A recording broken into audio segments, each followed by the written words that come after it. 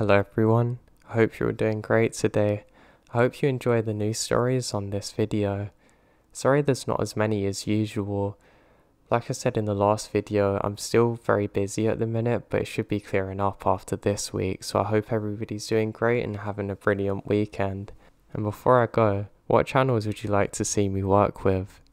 Take care, I'll speak to you all soon. For reference, I'm a female in my early 20s, and about a week ago, I had an unsettling encounter. The city I live in is surrounded by a reserved land set aside by the city planners, which is a forest of pine trees. I usually walk my dogs up there in an area closest to me, which is about a 10-minute walk from the middle of town. Now, it's one of my favourite places to go, but I'm nervous about going there alone. The city is usually very safe, and I've never really had concerns going out there alone, even in the dark, and I've been in the forest when it's dark many times, but there's some areas which are just dodgy there. The track where I actually access the forest is at the top of a dead-end street, through a park and a playground, and up a long series of steps which is quite secluded. I have two dogs, an older one and a younger one. They're a working breed, so very high energy, although the older one is now arthritic and doesn't need much exercise, but the younger one does and actually needs a leash. The older dog is also very shy and has a nervous disposition. It was after work in one winter, so the sun has gone down. It was also bad weather. It was very stormy and rainy actually. Now, it's one of them days where you have to take shelter in the trees from the rain. So I get into the forest and let my dogs off the leash, and we meet a couple of other people, also with high energy dogs along the way. As I was walking alone, along one of the tracks, my dogs start running.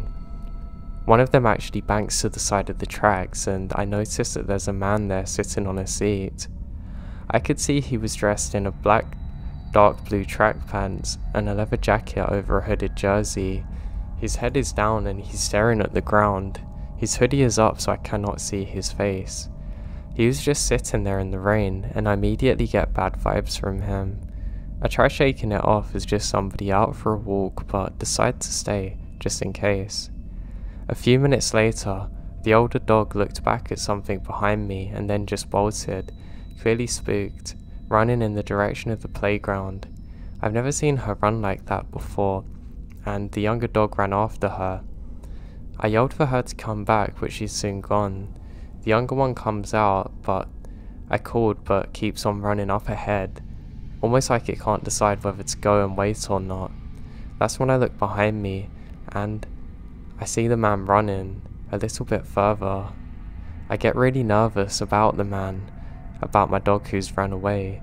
The track I'm on makes a large loop before ending back at the playground, but the track below leads straight to a big cliff with a jump down into a lower track. I'm hurrying after my dog now, not running because I have a ruined back, so I can't really go much quicker. The track is also muddy and slippery, so I don't want to fall. When I get near to the steps, I see both dogs are sitting there, and they've come running up, very excited to see me. Relieved, I turn around and see that the man's gone. He would have had to run or have followed me down the bank to get there so quickly. I realise that I really need to go back to a populated area, and I head down the steps as fast as my back lets me. When I get to the bottom of the steps, I put the dogs back on the leash, and the younger dog starts growling for the first time in her life. I look back, the man's rushing down the steps, trying to get to me. As soon as I make eye contact, he pretends he's doing his shoelaces, but now he's following me. He shoots a very dark and angry look at me before disappearing into the darkness of the forest.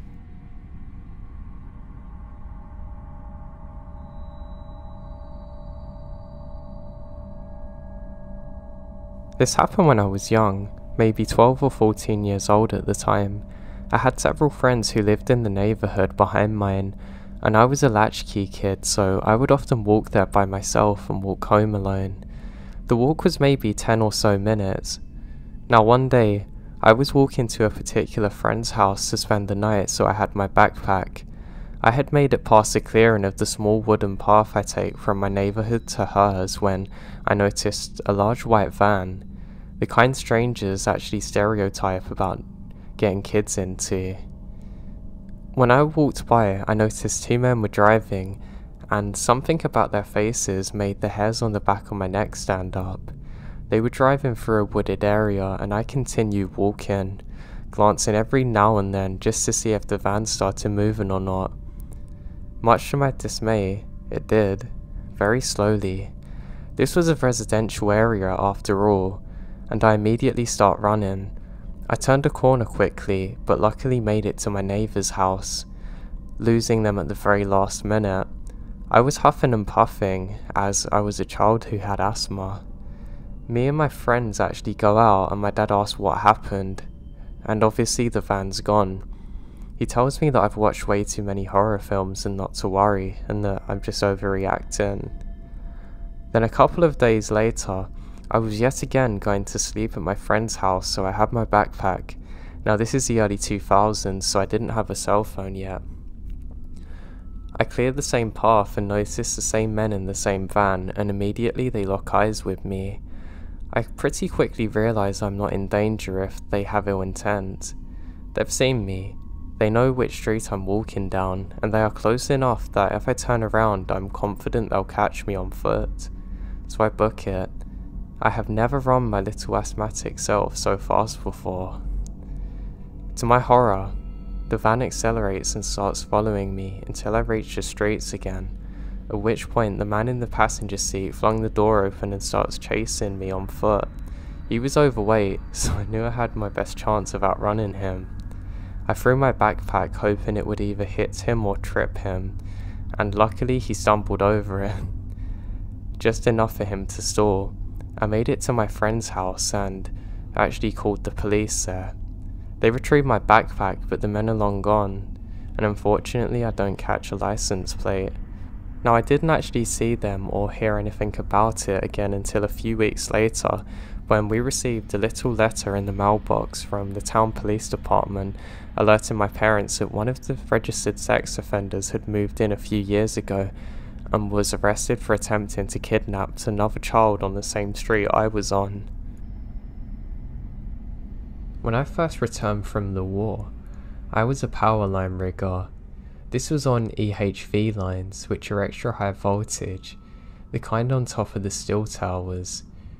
Those are transitional lines, not sub-transitional like most inner city lines. So anyway, I had a job during a heavy windstorm in 2008 to go out and repair some lines near Colorado and the New Mexico border. It was great pay, since it was an emergency call out, so I agree. I met up with my crewman and head down from the Colorado Springs area. We get there at around 9 PM and start getting to work. Windstorms are notorious for failing lines, but not EHV or UHV lines, since they are rigged differently. When I crane up to see the broken link on the tower and inspect the damage, I remembered seeing over the tops of most trees. I observed the view for a moment and saw some nearby lights from a campfire. As soon as I saw the light, I hear yelling coming from that area. Now it must have been about 300 yards away, but I hear a woman yelling. She kept saying "someone please help" over and over again. I crane down and start yelling for the guys. They heard it too, and were asking questions. This is really odd, we never see anyone out there. I told them about the campfire lights coming from the direction our trucks were facing. We jump in one of the smaller trucks, since it's a 4x4, and head down the road. We look everywhere for the light, but don't see a thing. We drove back and forth, and then back again and slowed down. We rolled down the windows and stopped the truck in the area where the light should be. We all heard moaning sounds coming from the right of our trucks, so to the north. It sounded like two people are having heart attacks, and I mean really loud. So now we're on edge. The site supervisor was calling the police now. Given the general area we're at, they told us to check to see if we feel safe. Because I have the war veteran attitude, I decided to look. Two guys came down with me, and our supervisor stayed with the truck to wait for police. Apparently, they had a station not too far, like 15 minutes or so away. I armed myself with a pickaxe, and the other guys had conduit pipes like 1 inches. We all started walking through the trees with our headlamps on, because it got really dark now. The moaning's still coming from ahead of us. We got through the trees into a small clearing. It looks empty. The moaning stopped. We checked around and hear nothing. We went back to the truck, and as soon as we got there, we heard the woman yelling again, yelling the same thing. Someone please help. It was just to the north of where we were. One of the guys yelled back saying, "Where are you?" and gets no reply. Then we hear her scream in pain, and nothing else. We're already running back north and called the police, but they've showed up. They must have seen us running north because 2 of them came after us. We stopped in the field area and they stopped with us and asked what was going on. We told them. They helped us look around and saw nothing. We walked back to the truck and didn't hear anything else. They said they would hang out for us and check if anything else happened, so we get working again. The police are now parked next to each other, talking while we worked. When I craned up, I can't see any campfire lights or anything. We did the job. Took about an hour and a half until we're done. When we were packing our tools to head out, one of the cops left, and the other comes with us.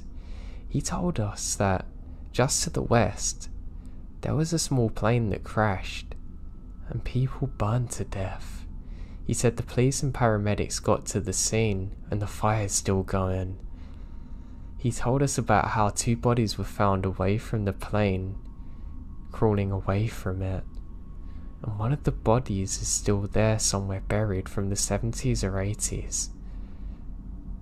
Yeah, we packed up fast and got the hell out of there. Now I never saw a fire, just light on the trees.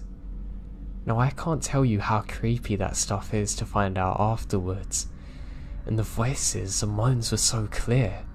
I always kind of believed in the afterlife after this, but God, did it mess my head up. I'm so glad other people were there to experience it though. The cop believed us too. But I didn't hear anything about reports of a fire or anything else in the area afterwards.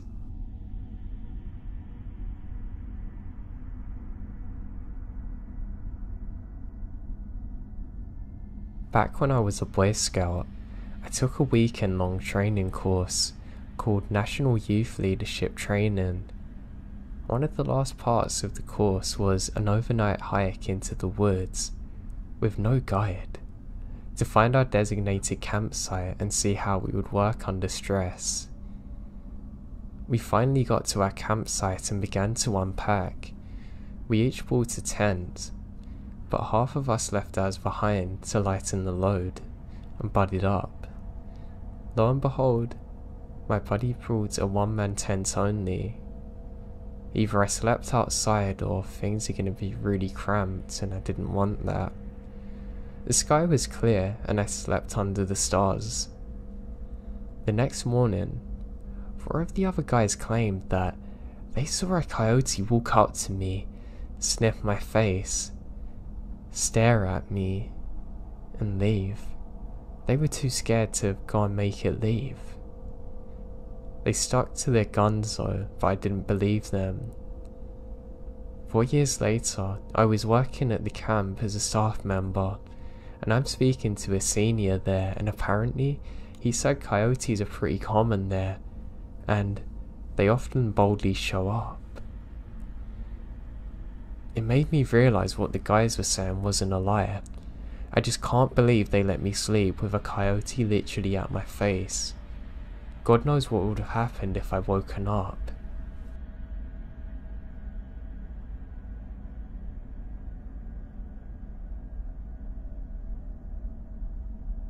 I went camping with some friends near Lochmond in Scotland.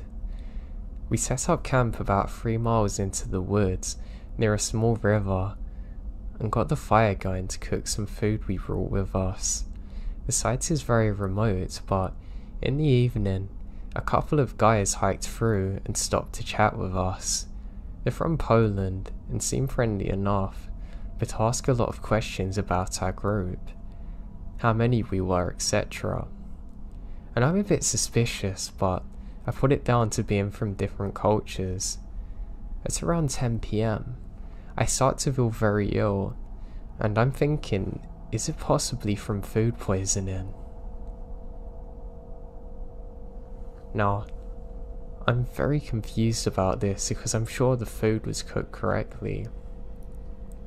My friends are all pretty drunk, and I had drunk about 4 or 5 cans of Budweiser. Stupidly, I packed my bag after throwing up hard for 15 minutes and decided to hike back to the main road, watching light fading in the distance. I'm about a mile into the hike back. At this point, I've been sick twice and am completely sobered up by throwing up so much. I've got sports bottles full of water. I now stop to rinse my mouth out.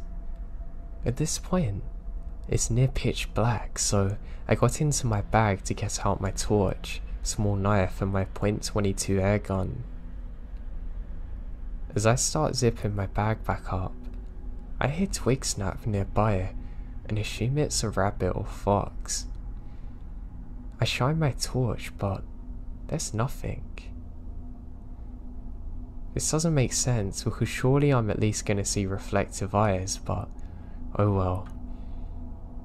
5 minutes later, I hear what sounds like running, maybe 100 yards behind me, and lots of twigs snapping. I turn around and assume it's my friend, and I say, "Are you kidding me?" I said I knew someone's there, and I'm not joking. I see movement through the trees probably 80 feet away. Whatever this is big. I mean 6 or 7 feet tall and completely black. At this point, my sickness is gone, and my heart's beating through my chest. The hairs on the back of my neck stand up, and I get this feeling that I can only describe as feeling almost dizzy at the surreal position that I found myself in. I take off my rucksack and hang it up. I kill my torch. I still think it's my friends, but I have this horrible feeling. It was too big. I've got my knife though in my jacket pocket, and my pistol gripped harder than I can possibly ever do normally. I walk in the darkness for about 100 yards and stop dead behind a tree and wait. I'm trying my hardest to control my breathing, but it's supremely difficult now. Sure enough, I hear movement again. Very difficult to pinpoint, but it's getting closer. Now I'm caught in two minds, to continue to hide or confront. I decide the latter, and now I burst out from the brush. I'm in two minds, but I have to run now. I point my torch in the general direction of the sound, and there's branches moving. I start moving away from the area like an SAS trooper. I hear distance movement again. Lots of twigs breaking now, from heavy footprints. I don't see anyone now, but I know I'll shoot them. Silence now. I wait a few minutes and head back for my backpack. It's not hanging over the branch anymore. It's on the ground. That's the scariest part for me. Whatever I've been chasing could have never beaten me back to my bag. So something or someone else moved it. The branch is intact, which doesn't make sense either. At this point, I tabble out onto the main road pretty sharp with no incident. I call my fiance, who quickly picks me up, and I'm violently sick. I believe it's from fear. I tell her about what happened and she's freaking out. To this day, I still don't know exactly what happened. I do know I was terrified and I'd never experienced anything like it before or since.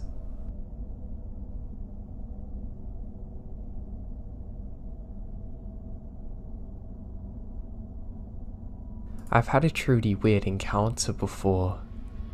I lived in Southern California at the time, up in the San Gabriel Mountains, a couple of hours east of LA. I know when people think of Cali, they all seem to think of the beaches, but I assure you, the land here is very diverse. My hometown is super tiny and has a fairly popular ski resort on the western side of town. If you take the only highway out past the ski resort for several miles, there's literally nothing but forest. And a very old gold mine is actually still there, and it's kind of cool. After those things, there's nothing but national forest. And then, one insanely isolated, very old restaurant that still functions, and then back to the forest for a long time. Anyway, just setting the scene. I was about 10 or 11 when this happened. It's almost Christmas. It snowed heavily, and the snow's still falling on the evening of this happening. My stepdad decided that we would cut down our own Christmas tree this year, so we get into my mum's big Dodge truck and headed off to the mine, which is a couple of miles past the ski resort. We got to the base of the road and were talking and laughing, etc. My stepdad was driving pretty slow since it was snowing decently. They had ploughed part of this road recently too, and there were big snow berms on either side of us, down near up to the top of the truck, probably 8 feet off the ground. So it's just barely getting dark now. Not quite dark, but twilight, I guess. So not dark enough that we can't see anything, but dark enough that the headlights of the truck are on. Quite suddenly, from over on my side, there comes a huge dark shape that arches over the top of the snow berm. It lands in the middle of the road fairly gracefully almost. My stepdad slams on the brakes. I am too stunned to speak or even scream, because there crouching in the middle of the road is some creature. It has a long muzzle and pointy ears, covered in fur. Now, I have really never seen anything like it. This all happens in seconds. The thing jumps down and crouches, glancing at us. My stepdad slams on the brakes, and then it just vaulted up and over the beam and disappeared. It must have been 6 or 7 feet tall. I have never seen anything quite like it. My stepdad refused to talk about it when I asked, terrified. If he had seen the same thing too, I knew he did because how quick he braked, and that he was wide-eyed and white for the rest of the journey. I never did bring it up again because we hadn't had the best relationship since then, but sometimes I wish I could know what actually happened then. It still shakes me to my very core, even to this day.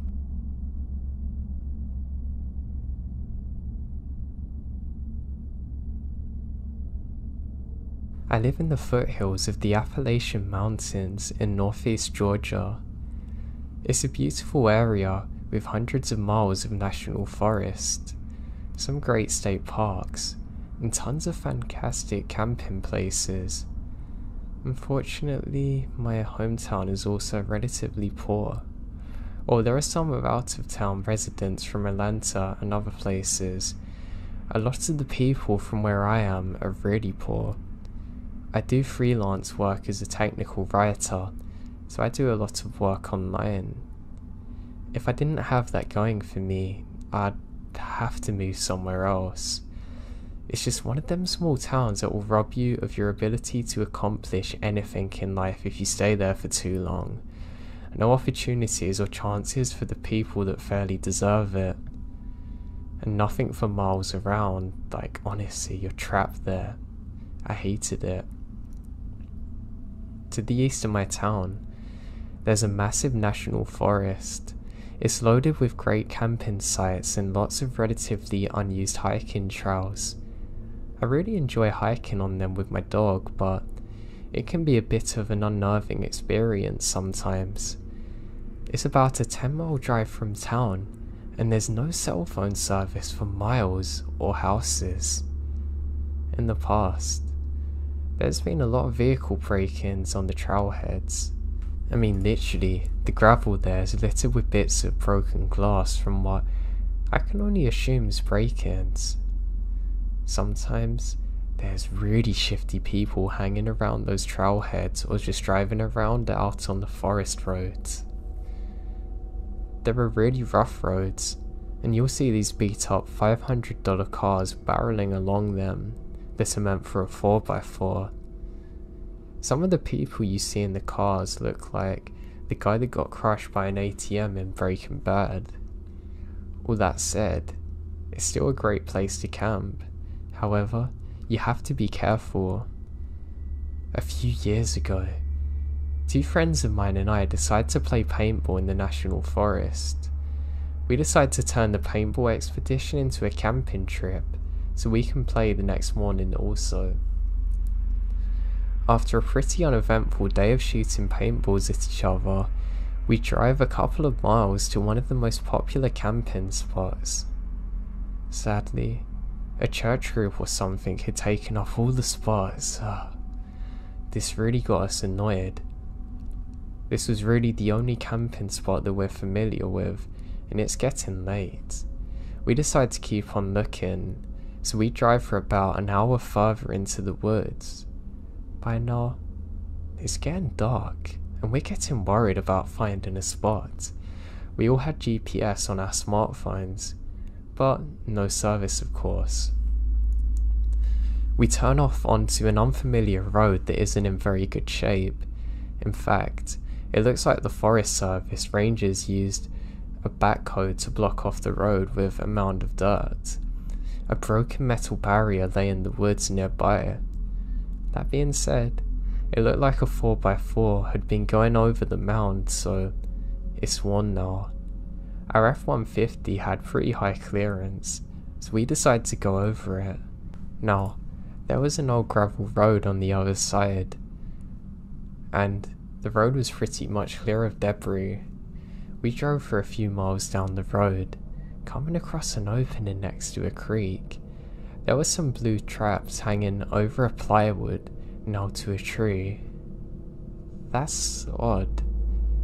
That said, it was pretty much dark now, and we didn't want to keep driving around all night looking for a camping spot. We left the truck light running, and we set up in the tent. After we set up, I start noticing there's a lot of trash in the woods. I see a green bottle on the ground. I took a look at the label and see that it's a bottle of some home and garden insecticide. I was really tired now and thought someone was dumping some garbage here. None of us thought it was weird that someone would be dumping garbage here when we're more than an hour away from the nearest home. We set up camp, have some beers and made chili from scratch. By this time, it's probably 11 PM and we're eating. We noticed a faint glow from the other side of a nearby hill. At first, we thought it was moonlight filtering its way through the trees. However, the angles don't make sense. It seemed like it was far too bright and wasn't moving. It's a kind of glow you see over a big bright city, and we don't see the light source itself. Since there were no other access roads in the area, we decided it's not campers. The hill was about a quarter of a mile from our campsite, and we investigate. Under normal circumstances, I wouldn't have done it. However, we had a few rum and cokes in our stomachs, and two of us decide to look. My other friend decides to stay. He's gonna do some popcorn on the fire. So we start walking towards the light source, and the situation gets stranger. All the trees in the area have their bark knocked off in a circle around their trunks. It could have been beavers, but why would they go all the way around a tree in a perfect circle? We start talking about the ghost in pretty loud voices, probably due to our drunkenness. As we're almost to the top, my friend falls and yells out. A few seconds later, the light goes out. We look at each other and decide that maybe we don't need to see what it is after all. Walking back in silence and keep on looking back every few seconds, we decide to turn off our flashlights and return to the campsite with the moonlight guiding us. We get a couple of 100 feet from the campsite. I can see my other friend Isaac walking around. He's wearing a hooded coat that I've never seen him wear before. For some reason, he has a paintball gun. That seems odd. We look at each other. The fire's dying down. We don't see the campsite well. Now, we've been gone for an hour. From the distance, it appears as though my friend is looking for something.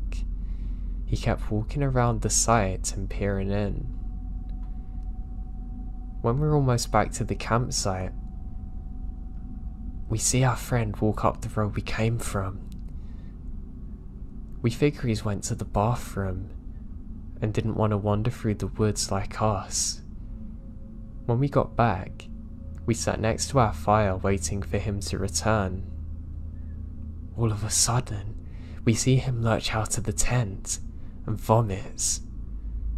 After we left, he had a few more drinks apparently. We ask him why he's wandering around with the paintball gun, and he gets a strange face and says, "They're locked in the cab of the truck." "Did you unlock it?" "No." We go to the truck and enter the door code and see our paintball equipment just as we left it before. The keys to the truck are hidden underneath a magnetic fob. I get a sinking feeling. What were you doing after we left? I watched a movie then fell asleep. But wait, you were walking around with a paintball gun, right? Did you just change jackets? He said he'd been in the tent the whole time, wearing the same unhooded fleece. Someone had been walking around our campsite, and it wasn't him. At this point, of course, we're all too drunk to drive, but we decide to go ahead and pack up and go back to my house for the night. We don't bother packing up the tent, we just fold it with the sleeping bags and think, heck, jumping in the F-150. When we get up to the dirt hump, we see something grey blocking our path. The metal barrier that's been laying in the woods is now erect. By this point, we've all sobered up. No one wants to get out of the car to try and move the barrier. I had a metal guard on the front of my truck, so I slowly tap it. It falls over, and we drive very slowly over it, terrified we're going to pop one of the tyres and be stranded. It didn't. As we drive down the road, we see a vehicle following us with its lights off. It's probably 1,000 feet behind us, but we keep catching glimpses of it on the moonlight. I now begin to drive as quick as I possibly can. The vehicle keeps pace. It doesn't get any closer though. It just stays 1 or 2 turns behind us, but always follows. After 45 minutes of speeding, we get back to the main paved road. I start to drive everyone back to my home and decide to go a different way. I've never experienced anything like it in my life. Rural camping can be very dangerous, and we've never went back there since.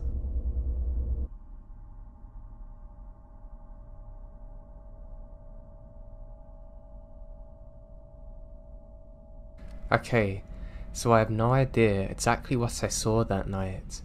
I have searched everywhere for sightings or even myths around that area we saw it and found nothing. If anyone has any idea of what we saw, please let me know. My husband and I think it could have well been a Wendigo, but I don't know. I haven't heard anyone else say they've seen anything like it. I guess more than anything I want to know what I saw and have some closure. So anyway, my friends and I go camping a lot, and my favourite place is the Red River Gorge, Kentucky. We go there often. I've been going there since I was an infant. I'm 28 now, married with a kid and still go. It's the coolest place to go where I live, and you can actually see the Milky Way pretty much every night. I mean, it's perfect for stargazing, and I've seen a shooting star every clear night that I've been there. When we go there without our kid, we might have a hike and stargaze for hours.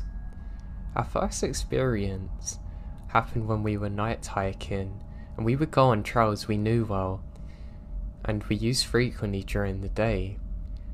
Ones with log fences and gazebo resting places. The most used trail is in the National Bridge State Park that leads up to the Natural Bridge. The trail is around 2 miles uphill depending on where you're starting. Now I've done this trail every summer of my life and could do it blindfolded. It has wooden steps, carved rock steps, log handrails, multiple sitting points under a roof, trash cans, but after reaching the main trailhead there's no lights at all. It's used often, and while it's uphill and the difficulty is low, as long as you have a good grip on your shoes and water, you'll be fine. My friends have done it with me multiple times and we're confident as hell at it. Hiking this trail at night is not allowed, but the woods have never really been a problem for me and no one really cared about the closure times.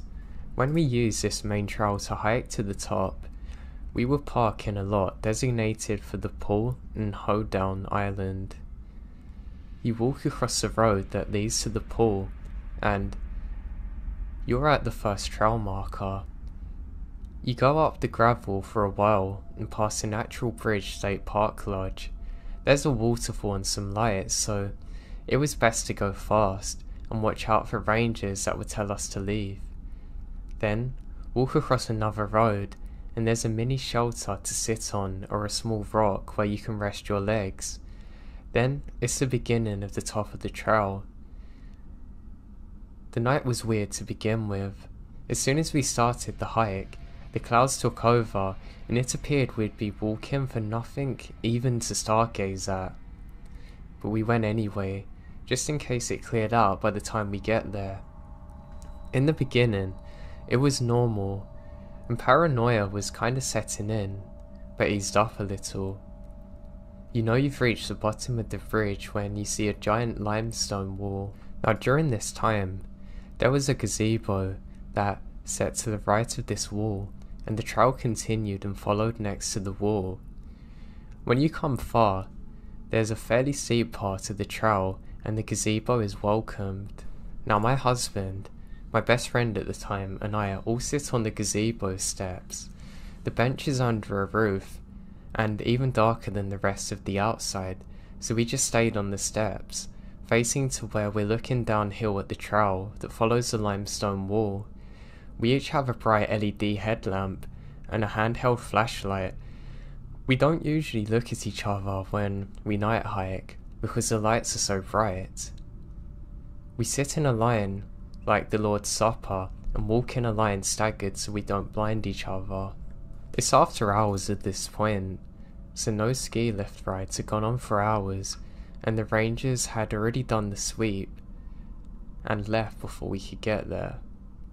We left no time between them making sure the trail and the top were clear and start our hike. The ski lifts takes you to the top, but there are workers that stay and do counts and only leave after it's clear. I guess I have to make these points because that's what I was thinking when what seemed out of nowhere, a girl with a headlamp begins to walk down the trail. This is kind of odd really. She's in a sundress and flip-flops.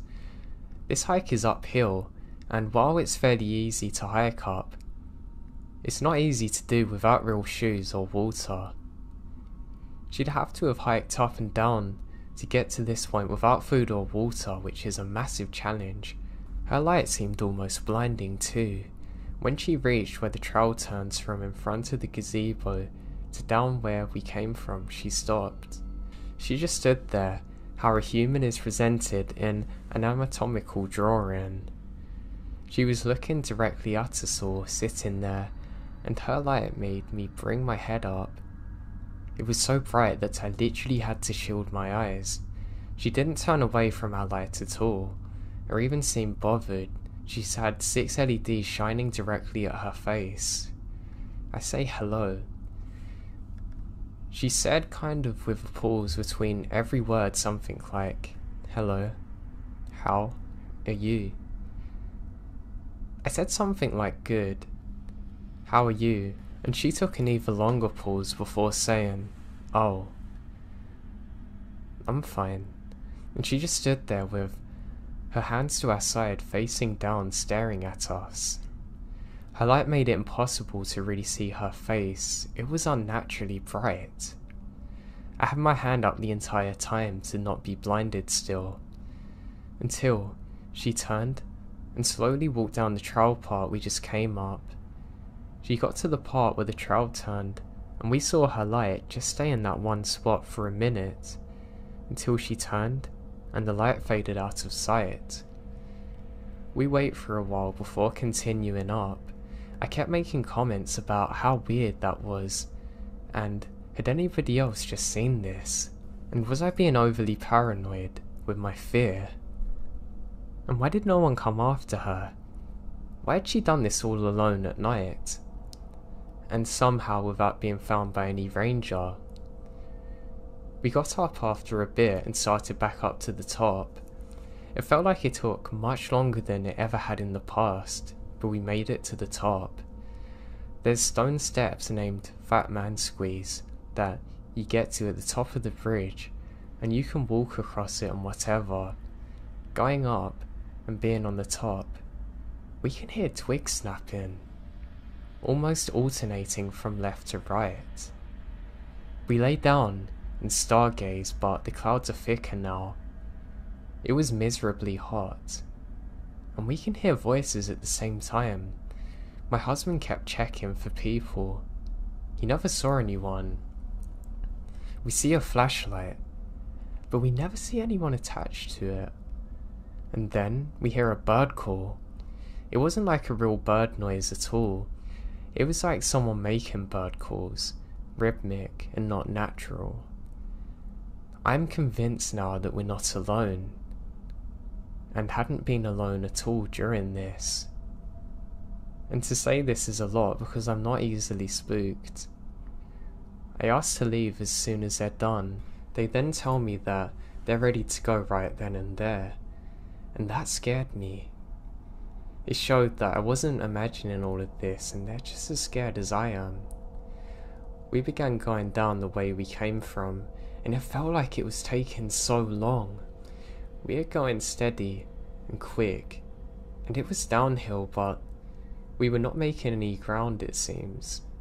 It's hard to explain, but it was so weird to the point that I said aloud, "This feels much longer than it should be," and everyone agrees with me.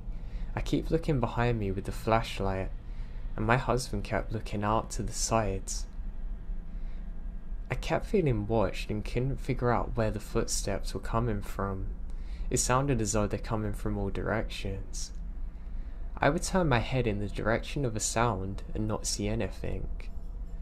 When my husband was walking, he kept saying he was catching eyes in the flashlight. Usually you catch a raccoon's eyes spying on you, but he was afraid maybe it's a bigger animal like a bear or something. And even weirder is that he never seemed to catch contact with it truly when his flashlight went over it. Now by now, we're hiking down a semi-flattish area compared to the downhill hike we've been doing at least. The log fence or handrail or whatever it's called is on our right side. Now, we're walking in a row within reaching distance of this barrier, and my husband just stops walking altogether and says, "What's that?" But the question is more of an alert than a question. I move my headlamp in that direction and don't see anything at first. Then, both of his lights catch a shape, and then my headlamp also does the same. I move my headlamp to the center and catch it while my friend simultaneously finds it in her lights as well. All six shine on a kind of reflective grey creature. It's bent in a crouching position, kneeling on its front leg, and it starts turning towards us. It starts to turn slowly, and my mind is racing. It looks like a human, but it's too big. People mistake human shapes for what's actually bears, but this is skinny. It's thin and big, and almost white. It's so light grey. Its skin resembles that of a dolphin. There's a shine to it, and our lights get reflected a little way when they're on it. It gradually comes to a standing position in front of us. Its head is long, and its eyes are in a human position on its face, not on the side like most animals. We can't see other facial features, just big, almost empty holes or pits where its eyes are. It looks directly at us in our lights. The way it stood is almost intimidating, almost like when a snake raises up and flexes their necks in a wild fashion to show how strong and smart they are. It was like it was stepping up for a fight, from crouching, then standing directly in front of us. The arms hung down so low, the hands seemed way too long. Its hands had to be by its knees easily. I guess it stood 9 feet or so, and not that far in front of us. No, it has no hair at all, and its head is large. I couldn't process what I was seeing. I was truly frozen. Then, I just feel my husband hitting me, yelling, "Run." I start to understand we have to get away from this thing, and it pivots and runs to the right, going backwards on the trail so it could get around the barrier and onto the trail behind us. We take off running the rest of the way down the trail, knowing that this thing just took off much faster than us, and after it had crossed from behind the barrier, it would be gaining on us quick. We didn't talk at all because we tried to figure out what was going on and knew it wasn't good to draw attention to us. We kept running as fast as we could, but some areas are steep. It literally never feels as though we're out of sight from this creature. And we made it to the trail beginning with the gravel, and we can hear something to the side crashing down through the forest. We ran until we got to the car, then drove as fast as we could, and as soon as we got to the main road, we're finally out of there. When that thing looked at us, I knew it was smarter and faster than us. I knew that if we didn't react, something terrible would have happened. We made it back to where we were all staying, and all of us took out our phones and wrote a note of what we saw. We haven't spoke about it until after, and we all looked at each other's phones and the stories are all exactly the same.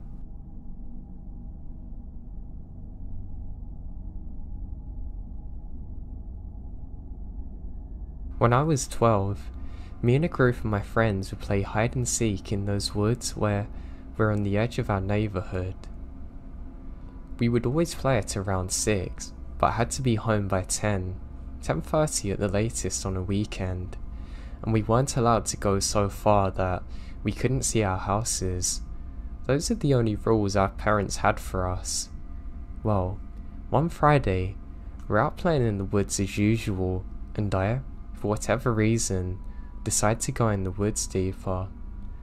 I can't remember how far I went into those woods, but I do remember coming across an old shack. I considered using it as a hide-in place, but then I thought that they wouldn't come this deep into the woods to look for me, so I decided to head back. However, When I start to head back, I turn my head to look at the same shack one last time, and for a split second, I see someone peeking around the door. Whoever it was quickly turns their head back when they saw me, and I don't pay much attention to it and head back. I'm about halfway through my walk when I hear, "Hey kid, come over here." I look back and see an old man hiding behind a tree, gesturing for me to come. I know better, and took off running. While I was running, I heard him yelling, "Wait now, come back," and I could also hear the sounds of other footsteps accompanying him after me. When I got to the end of the woods, I ran into my friend's house, who was wondering where I was. I told them to get out of the woods, and we ran to our friend's house. I told them what happened, and eventually I told my mum what happened too. Our parents called the police to search for the woods, but they never found anything, and our parents never let us play out again after that. Old man living in the shack, you could still be out there. I just hope you get caught and haven't done anything worse.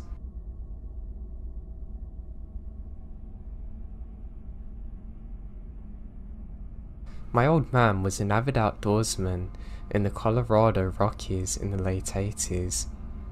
He'd go on week-long treks with his buds. One summer, they'd been out for a few days in the Pikes National Forest. They set up camp in a ravine they thought was safe. That night, my dad unzipped the tent to take a leak in the dark, and outside stood a pair of bare pale feet.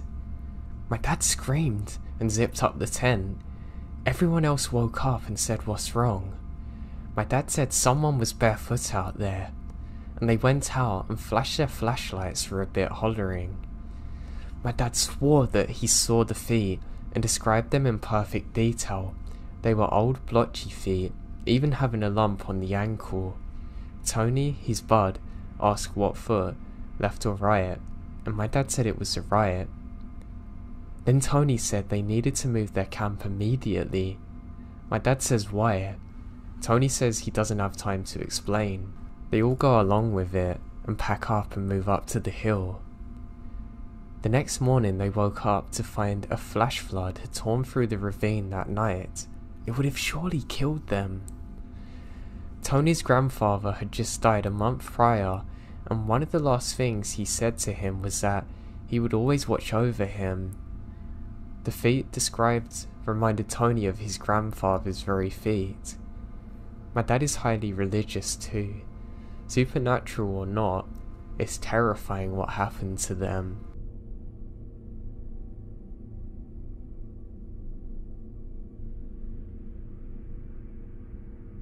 So this happened to me when I was about 7, and I lived in Portland with my grandparents.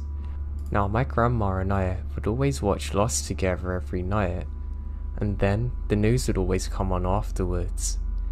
When we saw there was a sniper that was going around our area, in the woods somewhere, and they were looking for him, and lost his location, it blew our minds. I remembered one day at school, the whole school had to go on lockdown, because someone reported seeing him near the school, and so everyone had to go to the hall and wait out the entire situation to clear. I don't think we left school until 7 PM. The police caught him and took him in for questioning. Later on, we found out through the news that he was hiding out in these small woods that are behind our house, literally meters away. Now my grandma and I would go for bike rides and walks most evenings. The only reason we hadn't was because of the shooter. I refused to leave the house for a good week or so because I was scared that he'd still be out there, and I wouldn't let my grandparents leave either because I was so scared something bad would happen to them. To this day, I still have a mini panic attack every time I go near them woods. Just the thought that at some point in time, only meters away, there was a killer waiting in the woods in camouflage terrifies me.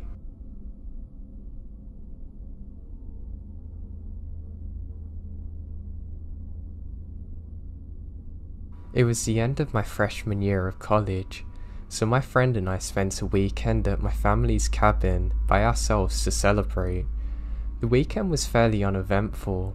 The most exciting things to happen were burning a pizza on a grill and a chipmunk trying to join me while I was in the outhouse, which was pretty funny. But then, we had to leave. Even though I'd gone to the cabin every summer since I was born, I still didn't know very well how to get from it. We had been using my friend's dad's GPS. It was pretty old and probably hadn't been updated in a while, which is likely why it took us where it did. The route we took was fairly unfamiliar to me, but what do I know? It's a GPS. I trusted it enough to bring us wherever we needed to go. It ended up taking us down a twisted side road that I knew was wrong, but I kept going, thinking that maybe going through the woods would be faster. That's when it told me to take a left. I obeyed, but was extremely confused because it looks to be a dirt road. I slowed down to look at the GPS when my friend lets out a horrid, "Oh my god." I look up and realise we're not on the road at all. We're on someone's driveway. Then I saw the dolls. They were worn by the weather, full of dirt and faded from the sun. The ones I took note of were clowns, and bodiless and beheaded. There were so many, I can't even make out how many there actually are. Every single one's hanging from a tree. My friend and I were both shrieking at this point. Her yelling at me to back up and get out of there, me yelling what the hell over and over again. We safely got back to the main road and followed that until the GPS gave us a different route, which took us home without incident. Although I didn't see the person living in that rundown house, it was one of the most terrifying things that ever happened to me. It didn't even feel real when it was happening. It felt like I'd been dropped into the middle of a horror movie about a serial killer with some doll fetish or something. Sometimes, I wonder what would have happened if the person who lived there actually saw me pulling up. But I try not to let my imagination get the best of me. I hate to think of whoever's responsible for that house, if they still lived there.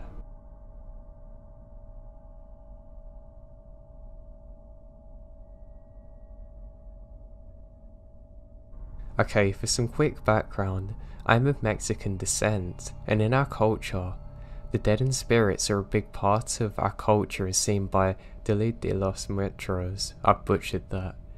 Now as a kid, my family would always share ghost stories from the old country in Mexico.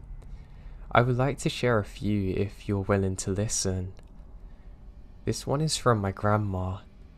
She states that when she was a little girl, she saw the devil or some kind of creature imitating it.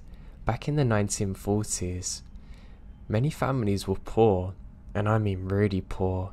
She lived in a poor village in Guerrero, and to go to the bathroom, you literally had to take a trip to the forest, even at night in pitch black darkness, with only the stars and moonlight to guide you.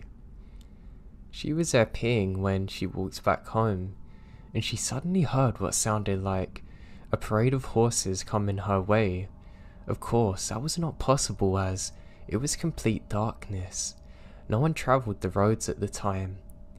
She saw a figure on top of a single horse, and she said he didn't look up. Just told her something and kept going before disappearing quickly after.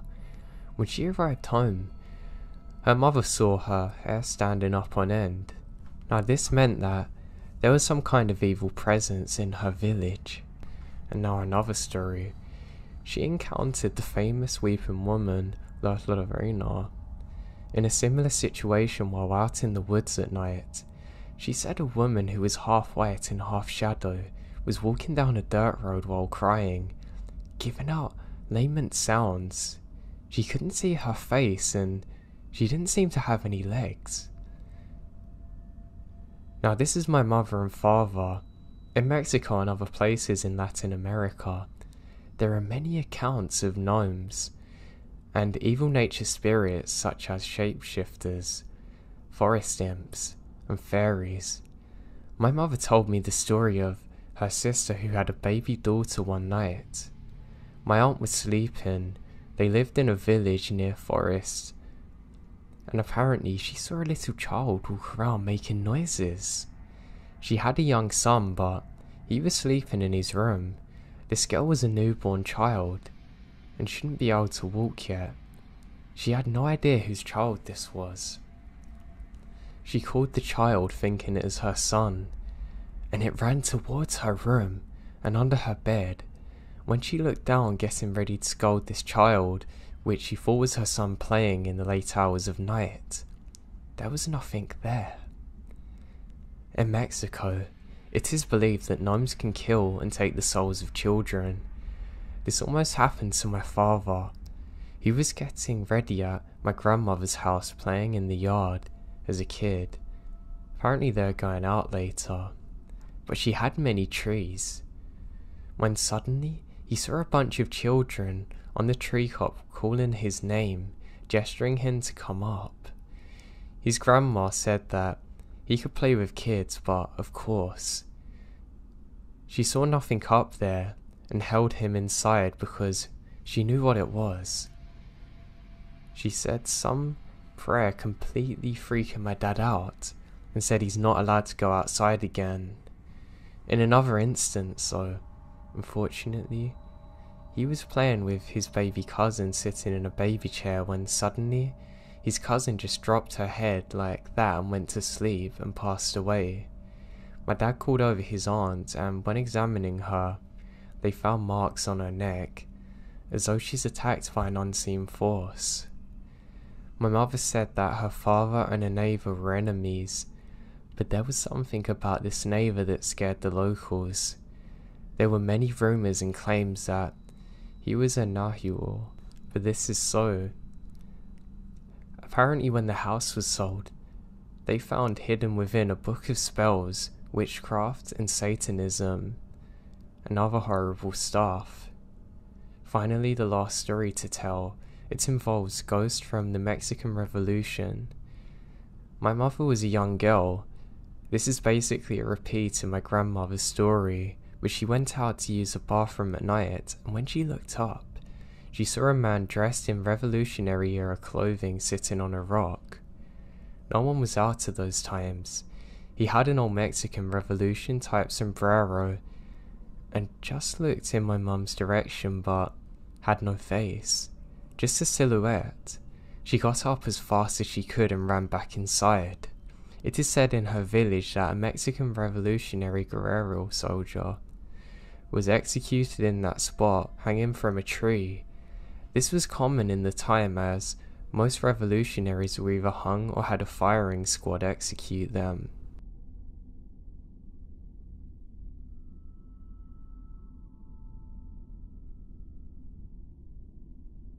I've had very weird experiences before. Now, I'm not from Sierra Nevada, but far north of that. I spend the majority of my free time in the summer hiking, camping and fishing. I'm familiar with the area, the wildlife and ecosystem in general.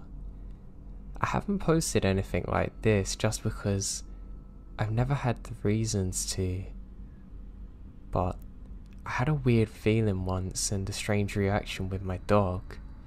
Now, the dog's a very experienced dog who's quite large. He's a male and about 130 pounds. Nothing scares him.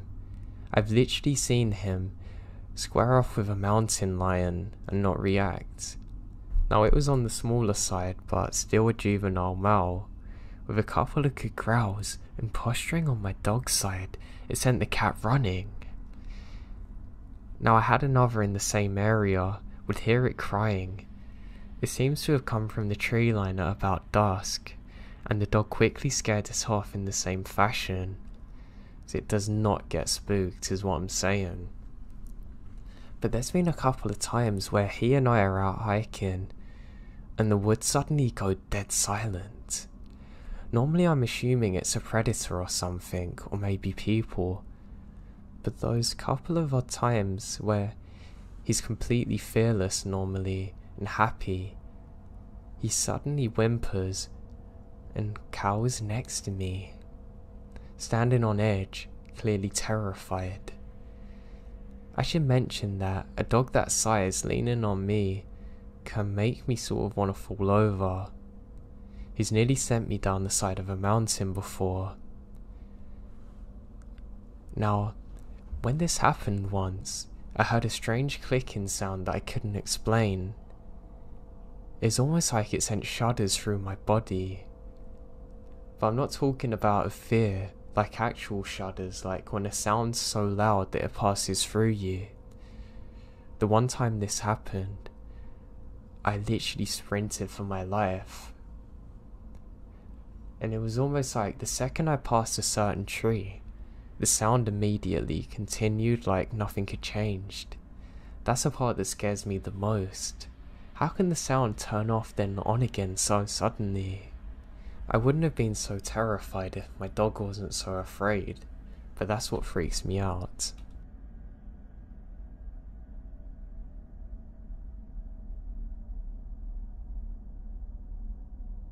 It was our second year in our new home in the suburbs, specifically in the Philippines, Cagayan de Oro City. I was 8 years old at the time when I first discovered that things I thought could just exist in stories were actually true, and I experienced it. It was a Sunday afternoon, and when we are told to get our butts moving because we're going to go to the mall, I'm really excited and happy that after a long weekend, I got to spend a day at the mall playing at the arcade, so normally I would get excited and active.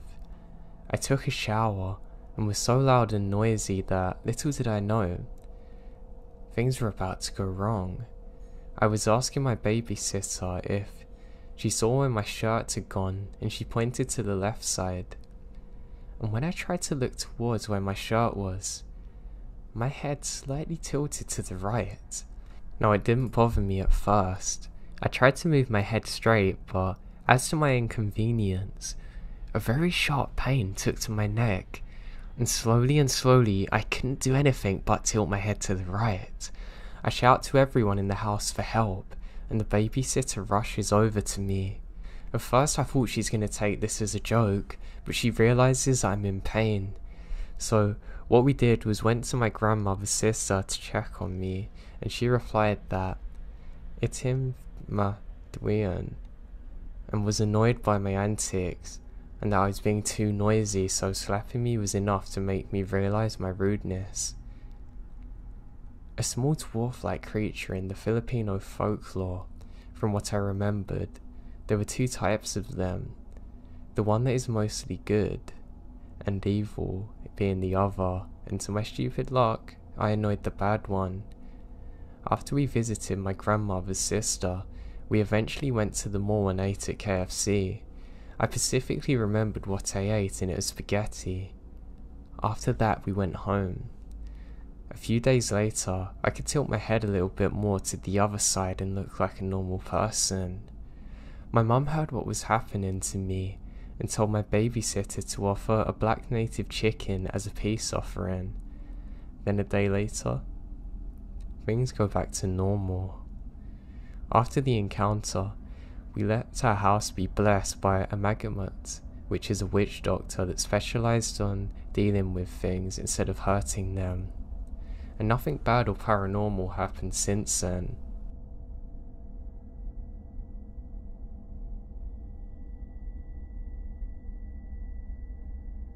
For my entire childhood, my father and I used to take late night walks due to his insomnia from shift work. Our neighbourhood is considered to be very safe, and ultimately was an urban neighbourhood besides one of the roads towards the back of the neighbourhood being lined with a thick forest for about 1.25 miles deep, which made a circle back on itself. All of these walks are very dear memories of mine, except for one, and it ended being the last one.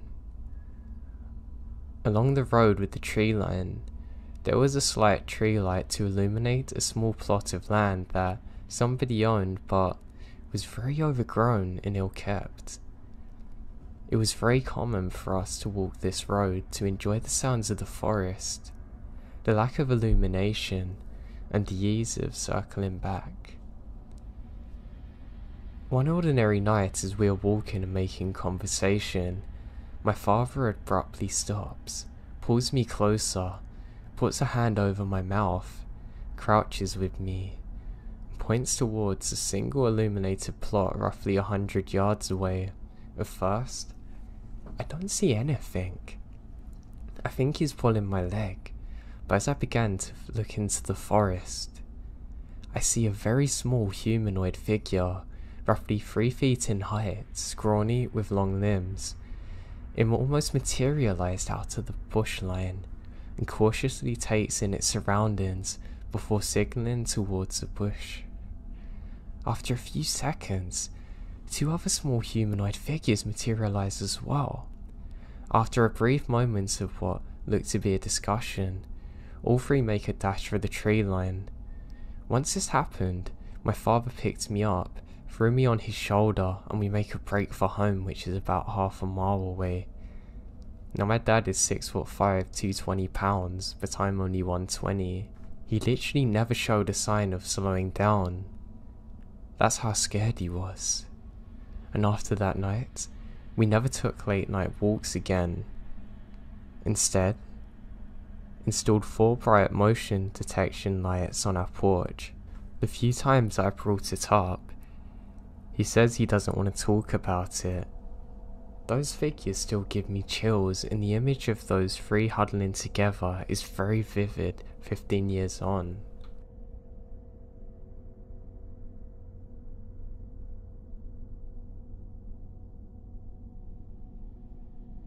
I didn't see anything, but I've had a few weird experiences out in the woods. I live near the eastern Sierra Nevada mountains. I hike up there pretty much from May to October. A few years ago, I decided to hike this pretty strenuous trail that leads to a huge rock slide. I park and notice that I'm the only person there. I have 2 dogs, get them out and start to go up the trail. About a mile in, I come to this clearing that has a huge teepee-like structure in it. The trees are woven together. I put down my walking stick and start taking pictures. There's a weird tall sapling that seems to be bent almost backwards that's woven in. I move up the trail after the pictures, and as soon as I walk past the tree structure, I immediately felt like I'm being watched, and the woods went silent. It was so weird.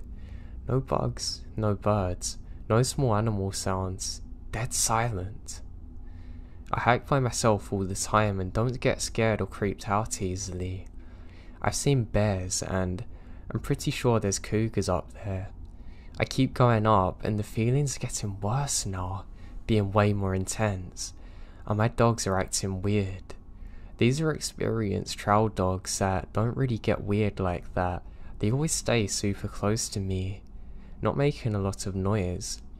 I realise that I've left my walking stick down by a tree structure. Oh well. I don't want to go back down there to get it. I got a quarter of a mile or so past the tree line now, and the feeling of being watched is unbearable. I'm thinking, okay, rationally, it's probably a big cat, so I head back down. The rational part of my brain is slowing down now. My fight response? Nah. I go full speed down at a 30 or 40 degree slope. I get down the tree structure and meadow and I look down where my walking stick is. It's gone. Like it's nowhere to be seen. It was pretty distinct too because it's made of aspen. I picked it up somewhere else and there's no aspen in this forest. I'm terrified. I kept running. I felt like it's being chased, but I never saw anything. Never heard anything either. Yeah, it could have been a big cat, but why did it only start after I passed the tree structure? And how did my stick go missing? I was nearly to the parking lot before the feeling of being watched finally left me, and I will never go back up there, not even in a group. I still get chills when I think about this.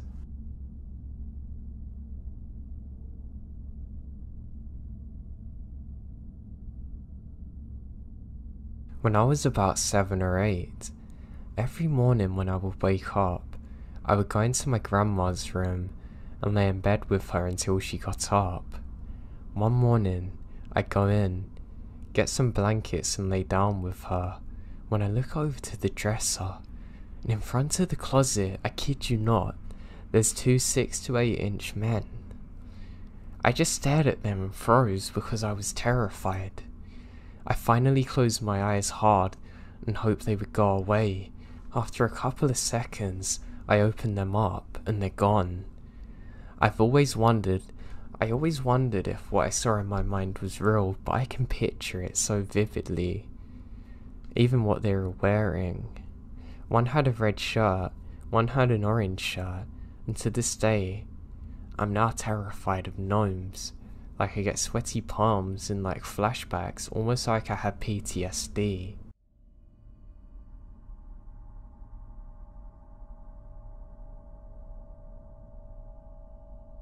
I know this is going to be way out there, but I have to get it off my chest and see if anyone has any theories. So my mum and I used to go on annual road trips, which included stopping for any points of interest along the highway, abandoned buildings, beautiful lookouts, tourist spots, etc. I remember one year when I was about 9, where we spent 11 hours straight on the road. At the time, my mum was beginning to documenting everything on her camera, so she decided to bring it along and got some awesome shots of the mountains. One of the neat things we found was a sort of rest stop and hiking area. We followed a path for maybe 20 meters when we come up to an old brick building. It was starting to crumble, and there was moss and mold covering its exterior. We were never sure what the building used to be, but we figured it must have been a random historic landmark if they kept it where it was, instead of actually demolishing it. We just thought it was really weird. We took a look inside and realised that whatever it used to contain was long gone, as the entire interior showed obvious signs of a bad fire. Everything was covered in soot. All that was left was an old fireplace and some scattered tiles. The main room had 2 brick support pillars, which hundreds of people had scratched their names into. I found a small chunk of rebar and carved ours into one of them as well. Afterwards, we left and carried on with our journey. That's where my memory of the day ends. Now recently, my nana gave me a couple of old boxes of my mum's stuff to go through. She ended up passing away when I was 16. One of the boxes had a couple dozen VHS movies, things like Escape from LA, Ren and Stimpy, The Goonies, all that good stuff. There were several unsealed tapes though, that were not labelled, which I immediately recognised as some of my mum's old home movies. I was thrilled, as now I can see my mum again in her glory days. It's extremely meaningful. After finding a VHS player at a pawn shop, because who still owns one in 2019, I started popping the tapes in to see what's on them. School recites, parties, typical stuff. The third one though, that's from 14 years ago. I got to the part where we had explored the hiking trails and got completely lost in the nostalgia. Except the video didn't match my memory of that day. Firstly, the path we took off the road was significantly longer than I remembered. It wasn't a mere 20-ish meters, but closer to a kilometer. Once inside, we looked around and found the pillars, and I wrote her names just as I remembered. Her name ended in an I, so I'm confused. I just kind of stabbed the pillar with the rebar, which makes a loud echoing sound. The second I did that in the video, I can hear my mum gasp and says, "What was that?" in a terrified voice. She started getting increasingly uneasy as I kept staring into the dark room while whining and saying I didn't feel good. Eventually, in a very shaky tone, she says we have to leave. Her camera kept scanning the room and the forest outside as though she's looking for something. Now the weirdest part? I don't ever remember feeling uneasy that day, but here I was watching both of us on the verge of a panic attack. I told her I was too scared to move and that I wanted to go. She helps me get up and we start back to the door when the camera sharply spun back to the room and focused on a whole lot of nothing. She starts mumbling, "No, no, no, I really don't like this," and made her way back outside. When she came out, I was nowhere to be seen. She yells my name a couple of times and ran around to the back of the building, and she rounded it and came back out to the front. I was standing there smiling, since I was on the verge of tears and hyperventilating. She says, "Am I okay?" and I say, "Why?" The last minutes of the video shows us walking back to the road and her occasionally looking back at the building. I'm completely weirded out now. I legitimately do not remember any of this happening. The memory's exactly as I described it. I have no clue what to make of it. It deeply unsettles me. Why don't I remember the meltdown? Why were we so afraid of this place? Where did I disappear to?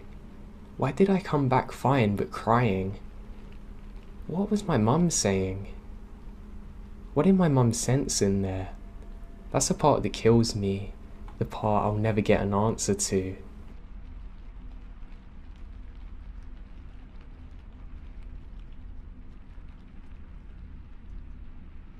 Over the years I've been on Reddit, I've shared a handful of stories to the sub. This is one that I've been saving for whatever reason, and I think I'm ready to share. This is probably my last post on Let's Not Meet, since it's not very often that something happens that's worthy of a Let's Not Meet post.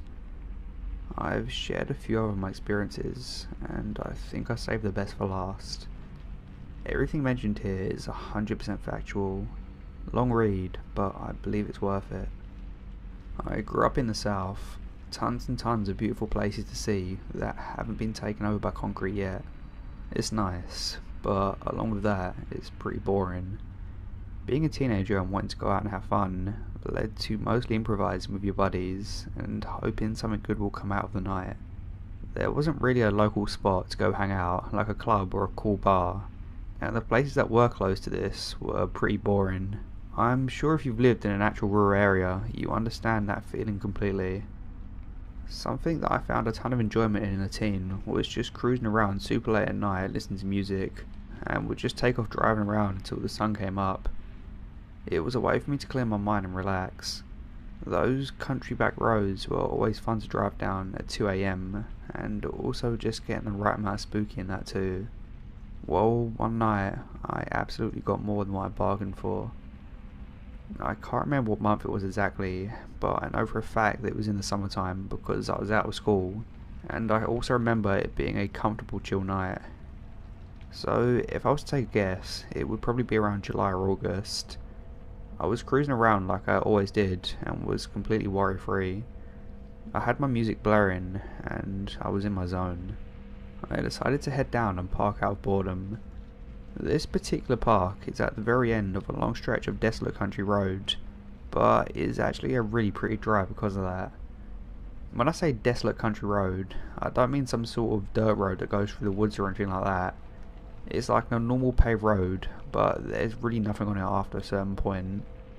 The entire road takes about 20 minutes to drive down to get to the park, and after about 10 minutes into the drive, the houses start to spread out further and further, to almost becoming no houses and just a road leading into the park. I think a lot of the reason I liked this drive at night was because of how creepy it was, and it looked like it was some sort of adventure or whatever. The park isn't open for camping or anything, it's mostly just a lot of land with walking trails and biking trails set up through miles of woods, so obviously around 3 AM in the morning it's pretty dead. I made it there and just did a slow normal little loop around the drive of the park. The night before it stormed very badly, So badly that I remember my parents had to take shelter because of the threat of a tornado touchdown. There ended up being no tornado, but the storms were pretty bad. Because of this, I came up on a fallen tree in the road that looped around the exit of the park. That must have happened because of the storm. It wasn't some massive tree or anything, but I know for a fact that there was no way I could have gotten over it in my car, obviously. It was pitch black everywhere, besides the front of my car because of my headlights, and because of that, I immediately ruled out backing up the entire way I just drove when I entered the park. I knew that was super dangerous and there was no way. At this spot of the road, there was flat land on each side of me. I figured it would make most sense to go back up in the grass beside me just a little, and then take a drive the way back I came. It was a one-way loop around the park, but I wasn't really worried about going the wrong way since it was so late. So I started to back up off the road so I could get my car turned around. All was good until I went to pull back up on the road. I totally didn't take into account how wet the grass was and the amount of mud. My car went absolutely nowhere. My tyres were completely stuck and were spinning in place as I was trying to floor the gas pedal. I started to become pretty scared at this point. Not the most ideal situation to be in. I immediately take my cell phone out of my pocket and saw that I had service. Super huge feeling of relief. I called my parents and told them what happened and where I was. They were pretty annoyed at me, but said they'd pay for a tow truck to come get me out. My parents both drove small 4-door sedans, and they would have been zero help in the situation. I was about 45 minutes away from my house and the rest of human civilization, so I realised I would be stuck there for at least an hour before someone would be able to get me. Freaky feeling, but I tried getting out of my head and just tried to listen to music and be on my phone while in the car while I waited. Not really much else I could have done. After I kind of calmed down from the initial danger I had, I started to check out my surroundings. I didn't even notice at first because everything was going on, but in front of my car's placement was a field that was full of the most amount of deer I think I've ever seen at once. There legitimately must have been about 40 deer in this field, just walking around and eating the grass. The field wasn't directly in front of my car, but if I was to get out and throw a rock in the direction, I would have easily been able to hit one. So if I was to guess, I'd say about 30 yards out. This didn't really help me with the creepy level going on. Looking out of the front of your car and seeing AEI reflection staring back at you is a bit of an alarming feeling overall. But I was relieved it was just a field of deer. I watched them for a little bit, but I was quickly over it and started to browse through my social media apps while waiting. They seemed to have been over a lot quicker than I was, because they all went back to walking around and eating once they figured out that I wasn't going to attack them or anything. After browsing my phone for about 15 minutes, I finally get a call back from my parents letting me know that a tow truck is on the way and is going to be about an hour and a half out from my location. Still to this day, I remember hearing that and having the thought, you've got to be kidding me. I understood that me and only me was the reason I was in the situation I was in, so I couldn't really be mad at anyone else. But that was very obviously not what I wanted to hear. I decided that the smartest thing for me to do was just to make sure my doors were all locked, lay in my back seat and take a nap to pass the time. So that's what I did. Okay, here we go. So I wake up 45 minutes later to that weird feeling of being watched. I'm not sure that anyone else has ever experienced anything like that before, because I don't know how common it is, but there was a 6th sense alarm going off in my head telling me that I needed to wake up. Waking up to that feeling in the situation I was in the surroundings I was in, is probably the worst case scenario. I sit up and immediately check my surroundings and see nothing. I looked through my car very quickly for any sort of weapon and found a pocket knife. A pocket knife. I was so scared.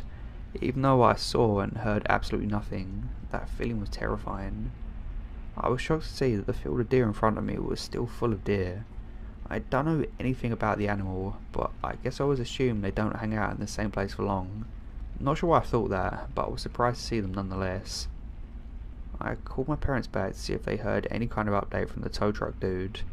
I decided not to mention the feeling that I was having because I didn't want them to worry anymore, and I knew that it was literally nothing more than a feeling I had, and had nothing to back it up. No update from the tow truck guy, so I assumed everything was still the same on his end. The call lasted just a few minutes before I felt like such an idiot. They both have to wake up for work in a few hours, now I have to spend a random $100+, and on top of that, they were worried about me. I could tell they were annoyed at the situation but worried. I told him I would make sure to tell them when the guy arrives, and I'm sorry. We hung up, and I looked from the phone, and immediately went from 0 to 100 in panic mode. The deer in front of me were completely perked up, staring in the same direction right in front of them. Let me remind you that there are around 40 deer in this field.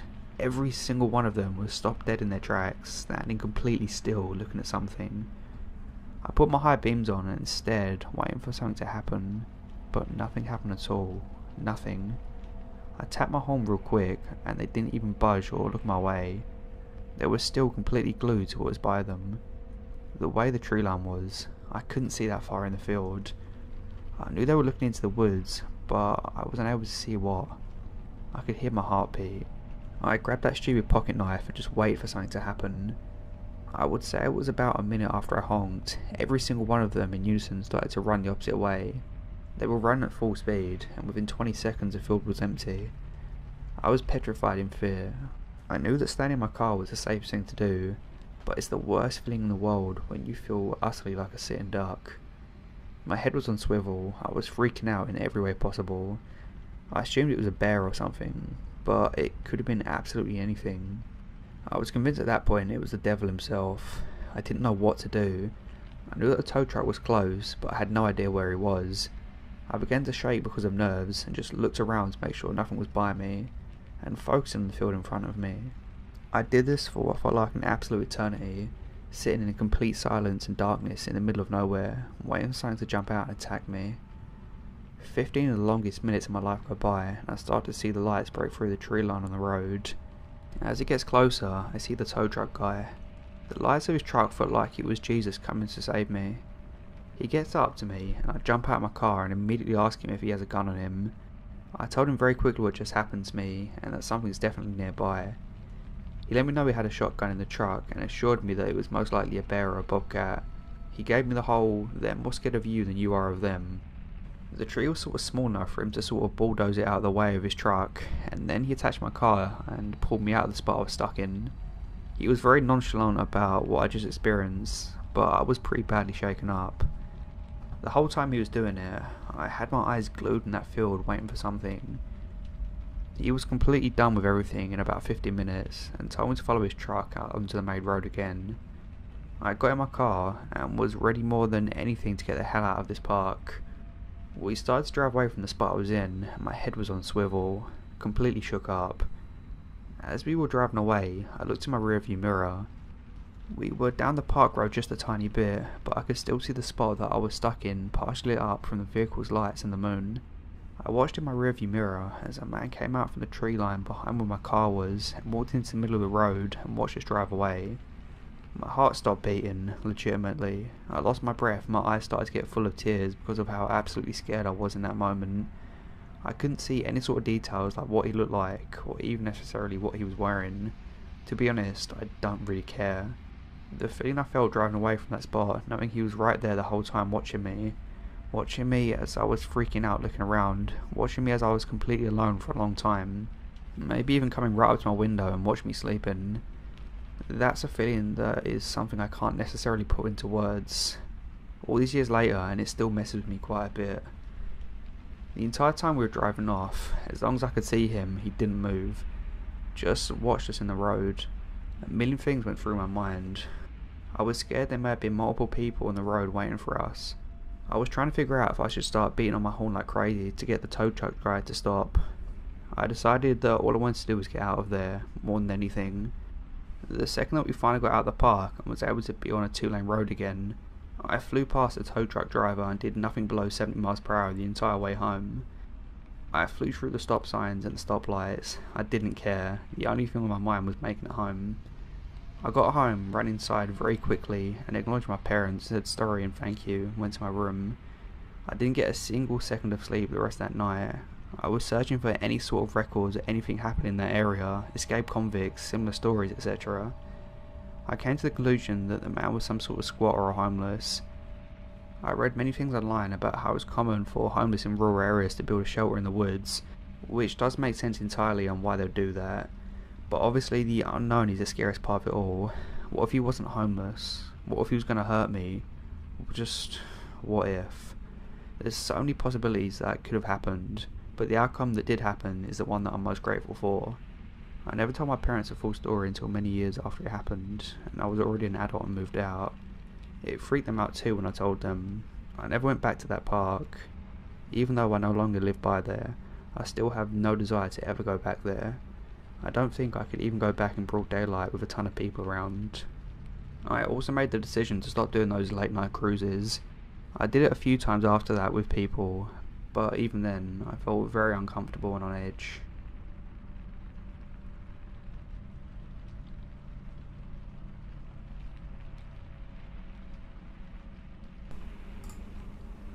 It was Christmas time. My wife and I were staying at her childhood home where her mother now lived all alone. The house was on a quiet cul-de-sac in the suburbs.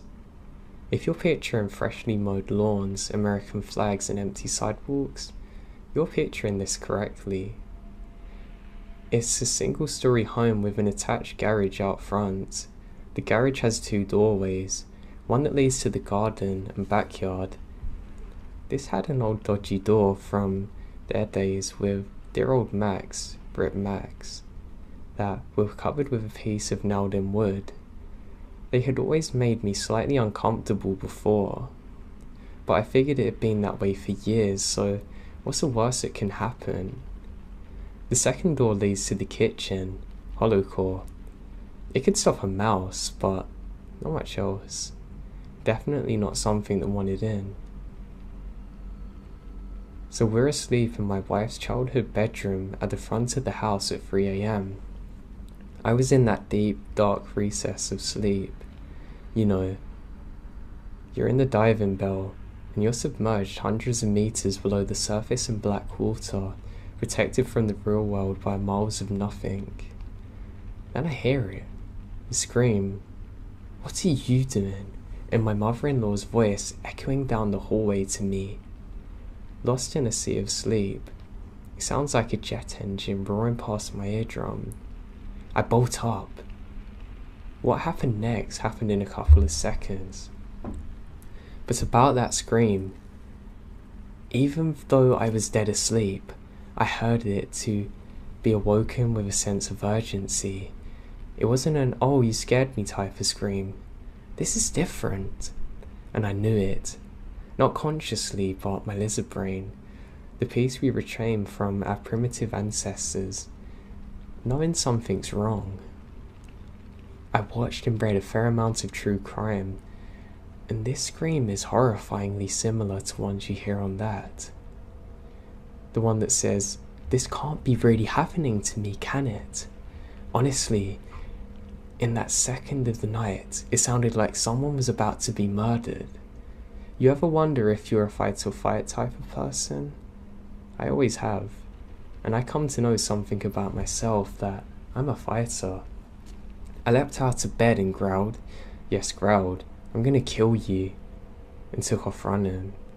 I tore open the bedroom door, running into the hallway. There, at the end, I saw my mother-in-law. She has a full nightgown on. Look of utter shock on her face. Standing still, we make eye contact as I continue towards her. Then she turned her head, looks directly into the kitchen. I hurry past her and around the corner into the kitchen. The hollowed door is obliterated. Shards everywhere. I look through the open frame and see the electric garage door is open. I push ahead. As I run into the garage, I hear it. The sound of someone hopping into a car just out of view.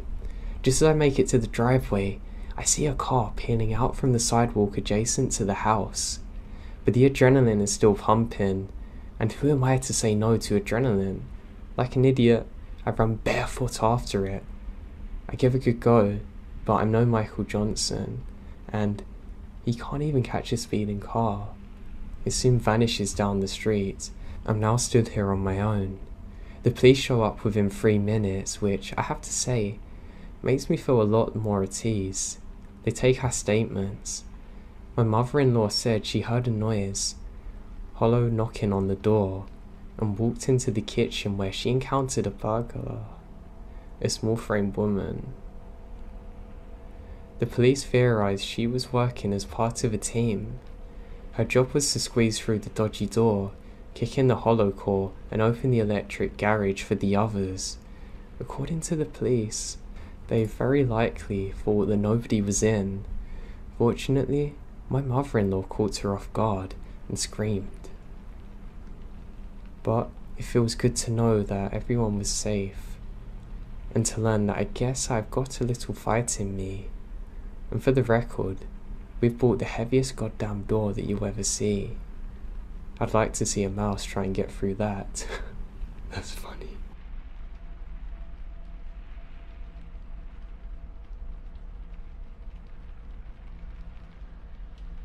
Years ago, when I was still a teenager, my friend Justin and I would often go longboarding at night, as my friends and I were quite the night owls. We loved the freedom of almost never seeing another soul on the roads, or the path we frequented.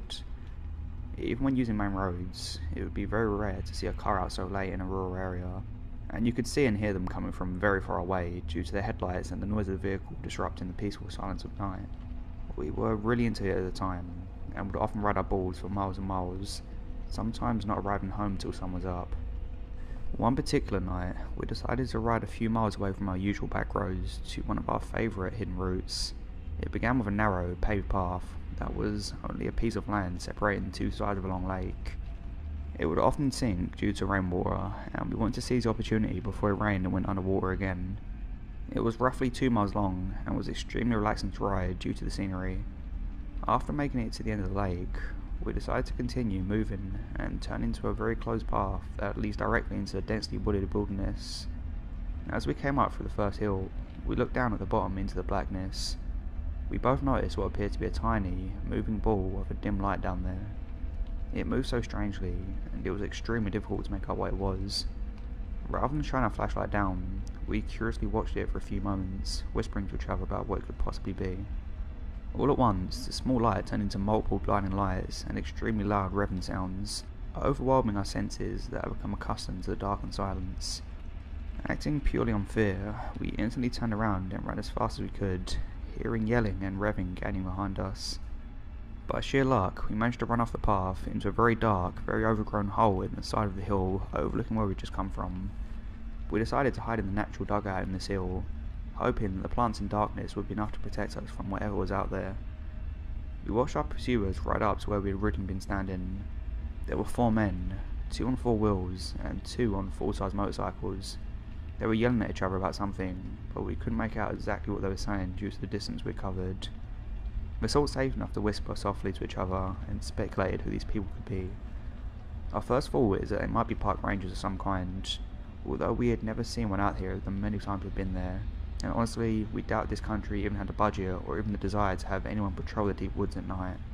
Besides that, these men were on vehicles entirely inappropriate for the paved bike trails, and they were very angry about something. They yelled up to us for a while, yelling things like, "We know you're out there, we can see you, come out!" We stayed silent and decided to call their bluff instead of running. Eventually, we clearly heard one of the men yell, "Find them now!" and smash a bottle. That had erased any hope that they were park rangers. We watched them split up, each going a different way down the series of paths on their vehicles, including the path we came from. It took us what felt like ages to even move. We were frozen in terror inside that dugout, watching the lights from the vehicles travel through the woods and paths, one of them already coming full circle and passing the point where he screamed from. I thought about calling out for help, but I was too afraid to open my phone in fear that the smallest amount of light would give away our location. After waiting for the lights of the vehicles to reach their farthest distance yet, we finally summoned the nerve to get up and run somewhere far enough away from these people to make a call. We ran as hard and fast as we could through the woods, since their headlights gave away the location on these paths. We would hide again whenever we thought they were getting too close. Our available hiding spots were getting progressively worse as the woods became less dense, and the fear I felt waiting for one of them to drive past us while basically only being covered by leaves and plants may still be unmatched to this day. We finally emerged from the woods onto the intersection of 2 main roads, far from where we started. We ducked down into the ditch to call for help. When I opened my phone, I noticed I had recent missed calls from one of our other friends, Connor, who we were supposed to meet up with on our longboard excursion. I called him and frantically asked where he was. Luck was with us again. He hadn't given up on our plans despite ignoring him, and he was only a few miles away, already heading in our direction. I gave him the 2 streets we were near the corner of and explained that we needed to get picked up right away. He agreed and sped over to us while Justin and I waited hiding. Thankfully, Connor arrived before any of those men did. We bolted to the back seats of his car, yelling for him to get out of there, and he took off. Relief doesn't begin to describe what I felt being safely driven home and everything I'd just experienced. After explaining everything that happened to Connor, we ended up just moving on with the night and decided not to call the police. We figured they would have gone by the time the officers made it out there anyway, and we would only be putting ourselves at risk by admitting to breaking the law by taking those pubs so late at night. I have no idea what happened or who those people were. I've been told all kinds of theories from friends and family that have heard the story. Some think we walked right up into a huge drug deal. Justin and I later admitted to each other that when the revving started we couldn't see. Our minds both went to chainsaw wielding horror movie serial killer, so I suppose it could have been much worse. Frustratingly though, whatever those men thought we saw that made them want to catch us so badly, we never actually saw. We'll never really know, I suppose.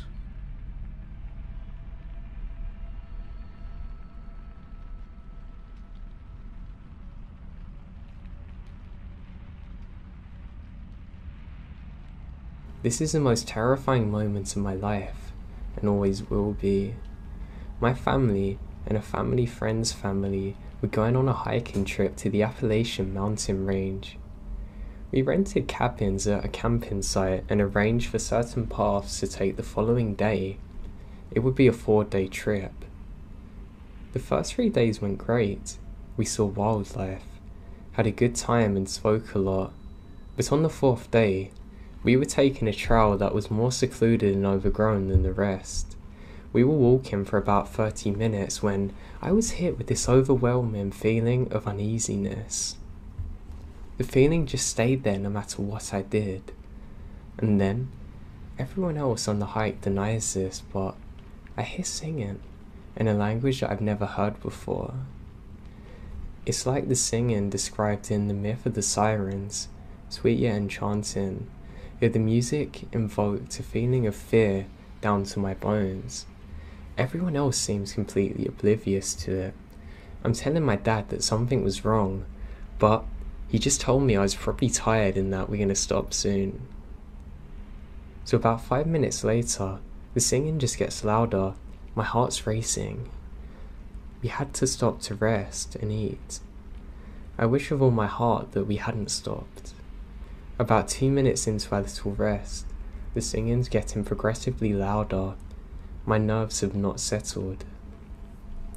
Then, everything goes silent. Everyone in our group, which is about 12 people, suddenly turns to our left. A figure that's very tall in a black coat was barely visible between the trees. It's a woman, much taller than people are supposed to be, with pure white hair flowing out of her hood.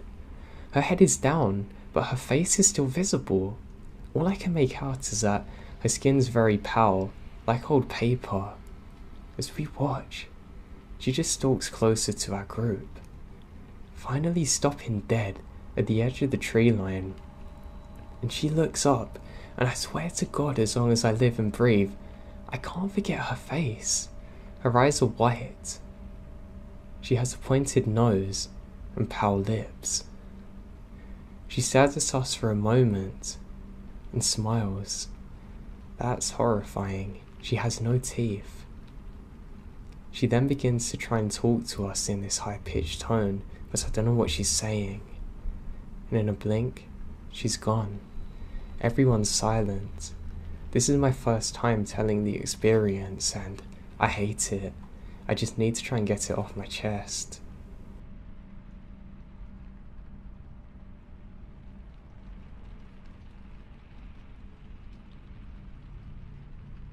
I was a kid. My parents sent me to Christian camp every year during the summer. Despite the Christian atmosphere, the campgrounds were wrought with ghost stories and rumours, most of them made up. The campgrounds had some history, and the founders of the camp had their own cabin, which was repurposed as a campus cabin. It was more of a shed, but rumour was it was haunted. With side paths and several clearings hidden away in the forest parts, people would sneak away and do unorthodox things. Satanic rituals were rumoured to take place, but probably weren't true. The way the camp was set up, About half the cabins were lightly wooded areas closer to the entrance of the camp.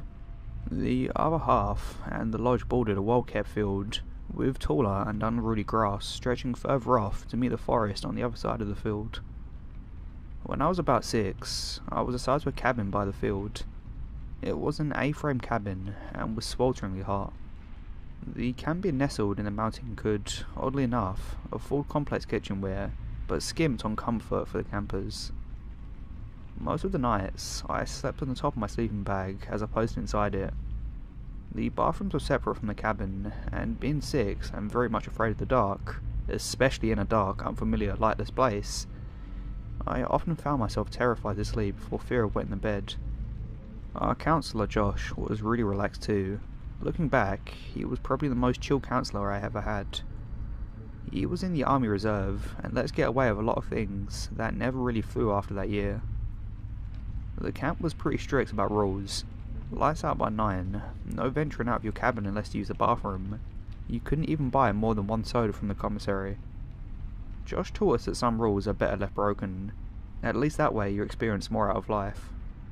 As the weeks progressed, I found myself becoming more courageous. It was to the point where I was brave enough to venture a few feet away from my cabin at night to pee.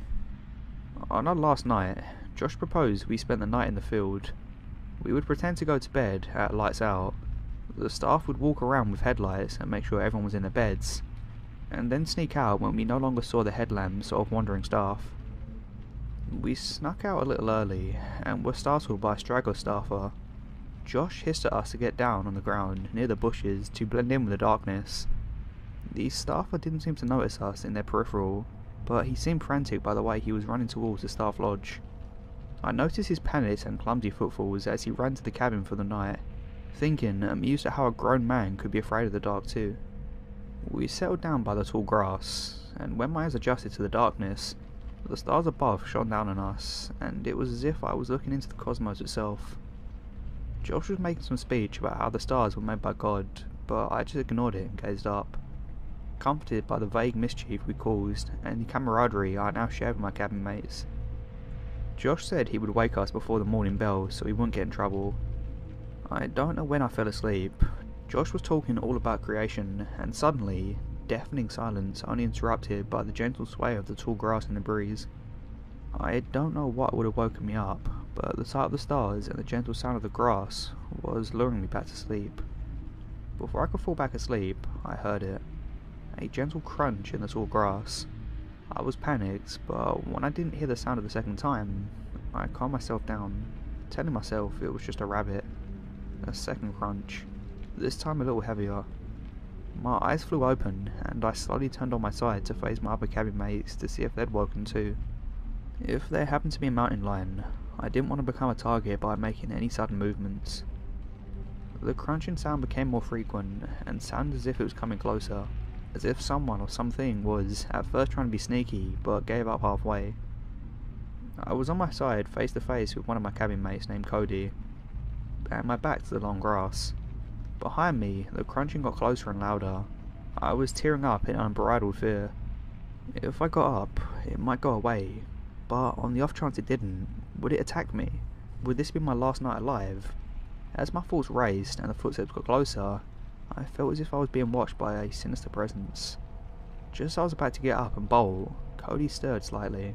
His eyes fluttered and opened wide in fear as he looked past me and to whatever the thing was behind me. Laboured heavy breathing came through the grass behind me. Cody was considering running, I could tell. I softly shook my head, my eyes probably betraying my own fear. He gulped, and another one of our cabin mates let out a soft groan in his sleep. I could feel the eyes of whatever was behind me lift its whole boring gaze off me for a moment and my other cabin mate. Shivering uncontrollably, I felt like I was going to witness something gruesome. The thing behind me let out a soft guttural growl, sounding oddly human, but yeah, bestial. I could sense it tense up as if to attack. Before I could, however, some coyotes yipped off in the distance, drawing the beast's attention away from us. The footfall sounded as if it was retreating to the forest, and Cody's eyes seemed a little relaxed. We waited what felt like hours before Cody breathed to me, "Do you think it's gone?" I nodded, but he could see that I wasn't even convinced myself. We both stayed awake all night and hardly spoke a word at breakfast. Before we left for the year, I asked Cody what he saw, and he explained that he saw the body of an excessively skinny man. His hands weren't his own, rather ended like dog paws with long, retractable claws. He didn't have a human head, or if he did, it was hidden by what appeared to be the head of a stag. The only other person Cody told about the creature was Josh, but Josh thought he was just spreading another rumour and played it off. I never saw Cody back at camp and we lost contact. Josh deployed in Iraq and unfortunately lost his life in 2001. There's a flagpole erected in honour of Josh in the middle of the field where we slept. I've been known to have some pretty awful nightmares, and I always just thought that's exactly what it was, until I got more interested in cryptids. The world is a large and scary place, and while the campgrounds were especially gorgeous, I don't think I'll ever return if it was a skinwalker like I think it is. Since I left, there's been disappearances here and there throughout the years, and I wonder if anyone would ever believe me.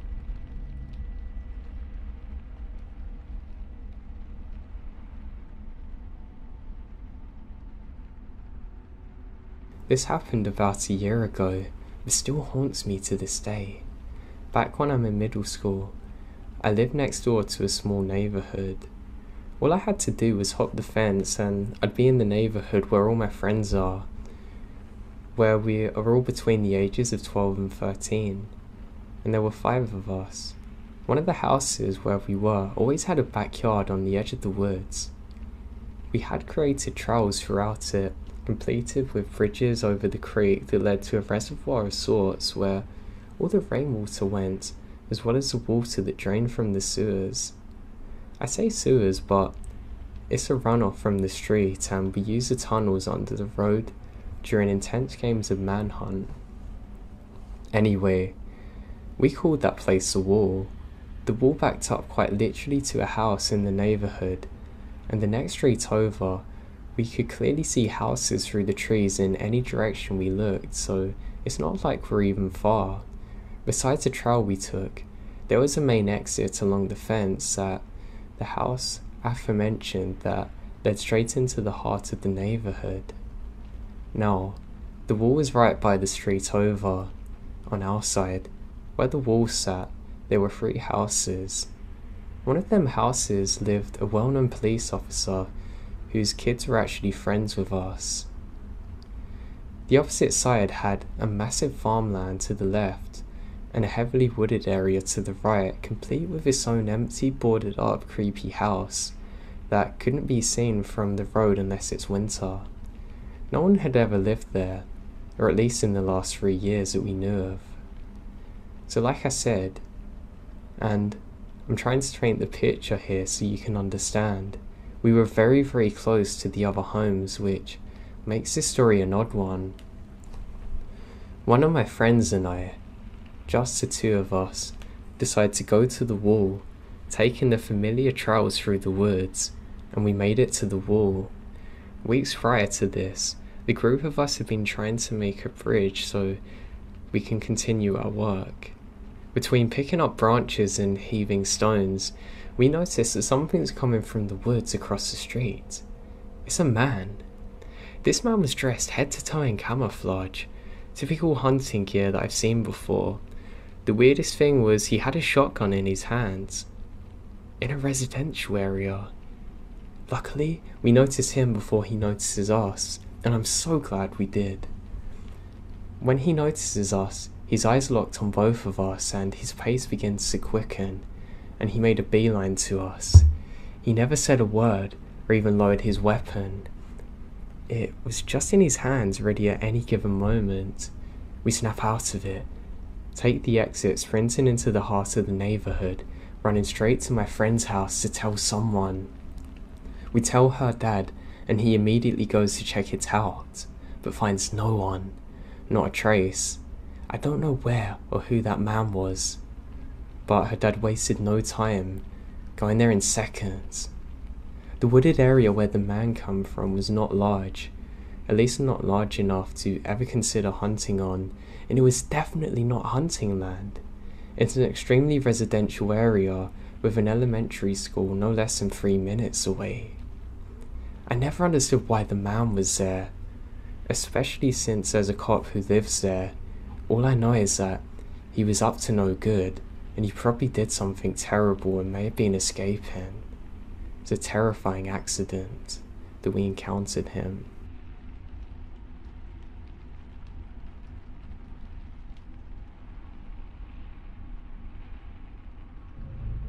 I'm a 20-year-old man from Mexico. For some background, my family and I live in a certain state in Mexico. It's been known for drug violence, but my family never was really affected by it. So I unwisely thought that my family was immune to all that stuff. This incident that I'm sharing in this story totally awoke me from that fantasy. For some more information for the readers, I live in a multi-generation household with 3 parents, 3 siblings, my paternal grandfather, 2 paternal aunts, along with both of their husbands, 1 paternal uncle and his wife, 1 maternal aunt, she has a boyfriend that doesn't live with us, 1 maternal uncle, he's single, and 5 cousins. It's a pretty crowded house, but I manage, barely at times. Around 9 years ago, during spring break, some American friends that were also business partners came to visit my family. The American family composed of a father and his girlfriend, along with their 2 children. The kids' names were Mary, aged 19, and Jerifo, who was my age at the time. I was fairly good friends with Jerifo, while Mary usually hung out with my older cousins. Our families decided to go on a camping trip out in the desert, but both our families were quite fond of extreme adventuring, so we wanted to find some remote location in the desert. The less people in the location, the more thrilling our camping would be in our minds. So me, my dad, my older brother, 2 cousins, Jerifo's father, Mary, and a few of my aunts and uncles set off camping. Once we found a wonderful camping spot, we set up our stuff. Me and Jerifo started getting bored sitting around the campfire, so without telling the adults, we decided to go on a little hike. A very stupid mistake, but we were nothing more than young 11-year-old kids. We just wanted to have an adventure on our own, and we thought we were invincible. Man, that didn't end well at all. While me and Jerifo were hiking out, we managed to get lost, not a surprise to anyone at all. As we were walking, we had totally lost track of where we were. We wandered helplessly around the desert, screaming as loud as we could, hoping that our families or some other campers would hear us. This kept us for around 3 hours, before we almost lost all hope of rescue. It was starting to get extremely dark and very cold. We suddenly came across some sort of human activity several yards away.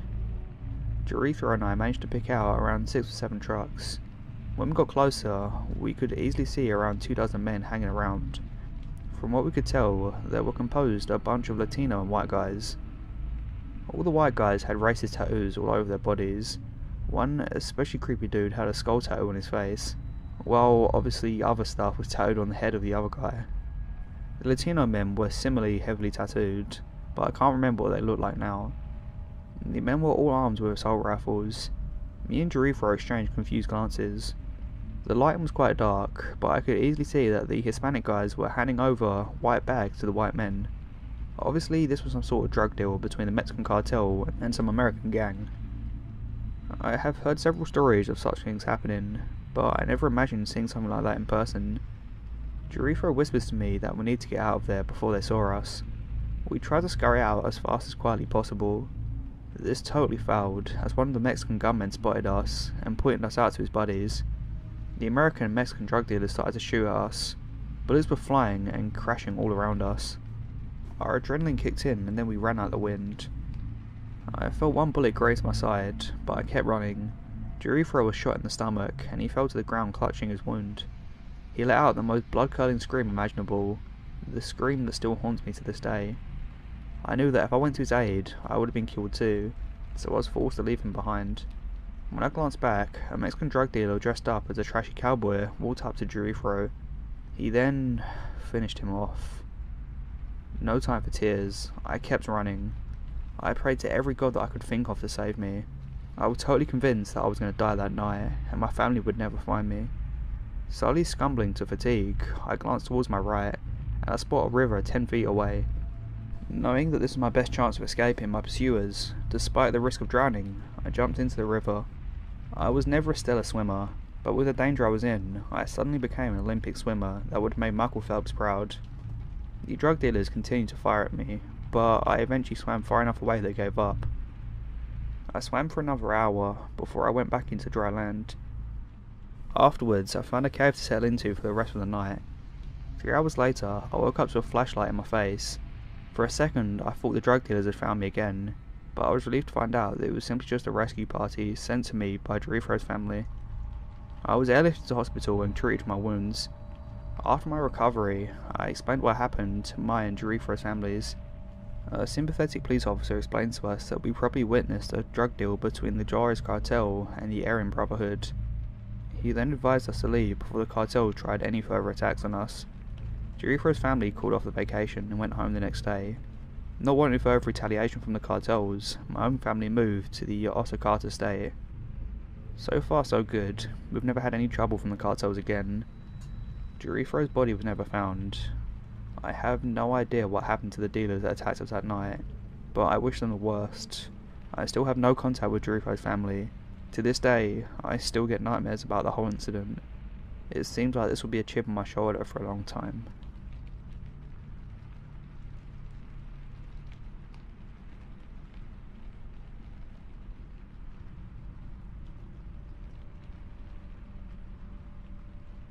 This weekend, I went hiking with my boyfriend and a few of his friends. The 5 of us were heading up to a not so popular mountain trail that's about 10 minutes long up on a small lake.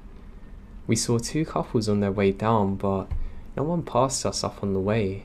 The trail isn't super easy and wildlife is pretty common. We saw a moose about 3 miles in, so we're all on guard for more mooses or a mountain lion or anything that can cause a problem. After the moose, we ran into a small patch of snow that's maybe 100 feet along the trail. Past the snow, we walk another 20 to 30 yards and find a deer's rib cage and spine. We gather around it, not saying much, and one of the guys turns it over with a stick. It's picked clean. After we stand up, an older guy is standing like 10 feet away from us. Not sure if one of us heard him or saw him walk up. It's like he just appeared. And after we make eye contact, he just turns over, jumps over the little creek, cutting through 18 inches of snow, running up the side of the mountain, disappearing.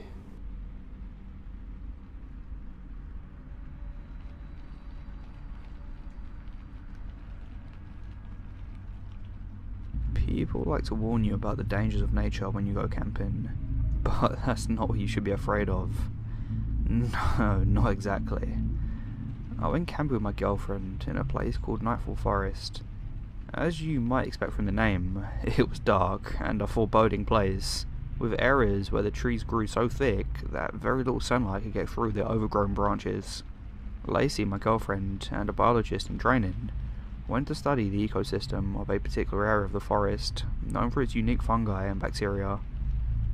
It was a lot of science worse than me, but a break from work sounded great, so I decided to tag along. She moved out, set up her instruments, as I set up camp not too far from the river. It was cool, a gentle breeze blowing over the camp as I hammered the last nails into the soil below. I had to admit it was nice. Nobody screaming at me about deadlines, no phones ringing every few minutes to complain about a product that I had no part in making, no cars honking at traffic or neighbours yelling loudly over the noise of their TVs. Nothing but the sound of the wind breaking through the trees, the trickle of water over rocks, and a few birds that I couldn't quite pinpoint in the dense foliage above. "What are you smiling at?" Lacey walked over and sat down beside me on a half-rotten log. It creaked under our combined weight. I was smiling. "You were?" "Just enjoy the quietness and solitude, I guess. It's really nice out here, isn't it?" She grabbed my hand and kissed the knuckles. "Don't worry, you can get back to your keyboard tapping and smog-infested city in just a few short days." That night, we cooked a fish Lacey caught over the fire she built, and it struck me how little I knew of surviving in the wilderness. I was a city boy, born and bred. This was foreign land to me. We made love for the first time under the stars, what little of them shone through the trees above us, and then retired to the tent. I was beat. It was around 2 AM when a sound outside woke me. Dry leaves crackled and branches snapped. I looked over and Lacey was gone. and a brief moment I panicked. Something took her. A wild animal came in and was dragging her away right this second. A crazy old hermit was living in the woods, and he abducted her as penance for trespassing on his land. Endless scenarios ran through my head as a shadow appeared in front of the tent. This is it, I thought. This is where the old crazy hermit comes and murders me and rips out my liver for tomorrow's breakfast. The zipper began to rise slowly. Each metal tooth it ran over echoed through the tent, through my soul. Inch by inch it rose, getting stuck on something halfway. It was too dark to see. I thumbed around for something, anything I could to defend myself. All I could find was my pillow. All the tools were outside. God, I was an idiot. The zipper broke free of its snag, and I rose again, edging closer and closer to my impending doom. I grabbed my pillow and swallowed. At the very least, I could confuse the intruder and escape into the forest. If it was too dark for me to see, that meant it was too dark for them as well. I braced myself. 3, 2, 1. Jesus, you scare me. It was just Lacey. That's my line. What the hell are you doing? I had to pee. Did you have to pull the zip of the tent like a serial killer? I didn't want to wake you. Too late. I'm awake. Fuck me. I thought I was about to lose my liver. Your liver, what? Lacey got into her sleeping bag and fluffed up her pillow. Never mind. Well, now that I'm awake, I'm gonna go pee too. Have fun, she said. I made my way out into the darkness.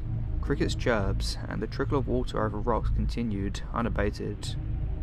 It was both unnerving and soothing at the same time. I finished my business, and as I turned to return to the tent, I froze.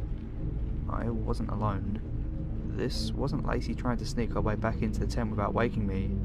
There was someone standing in the trees, just a few meters away. It was too dark to see anything but a vague outline, but there was no mistaking it.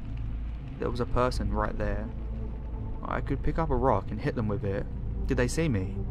I couldn't tell which direction the person was facing. They were just standing there, like a statue. I stood still, waiting to see if the figure could make a move. I was sure I could hear the beating of my heart in my chest. Why wasn't it moving?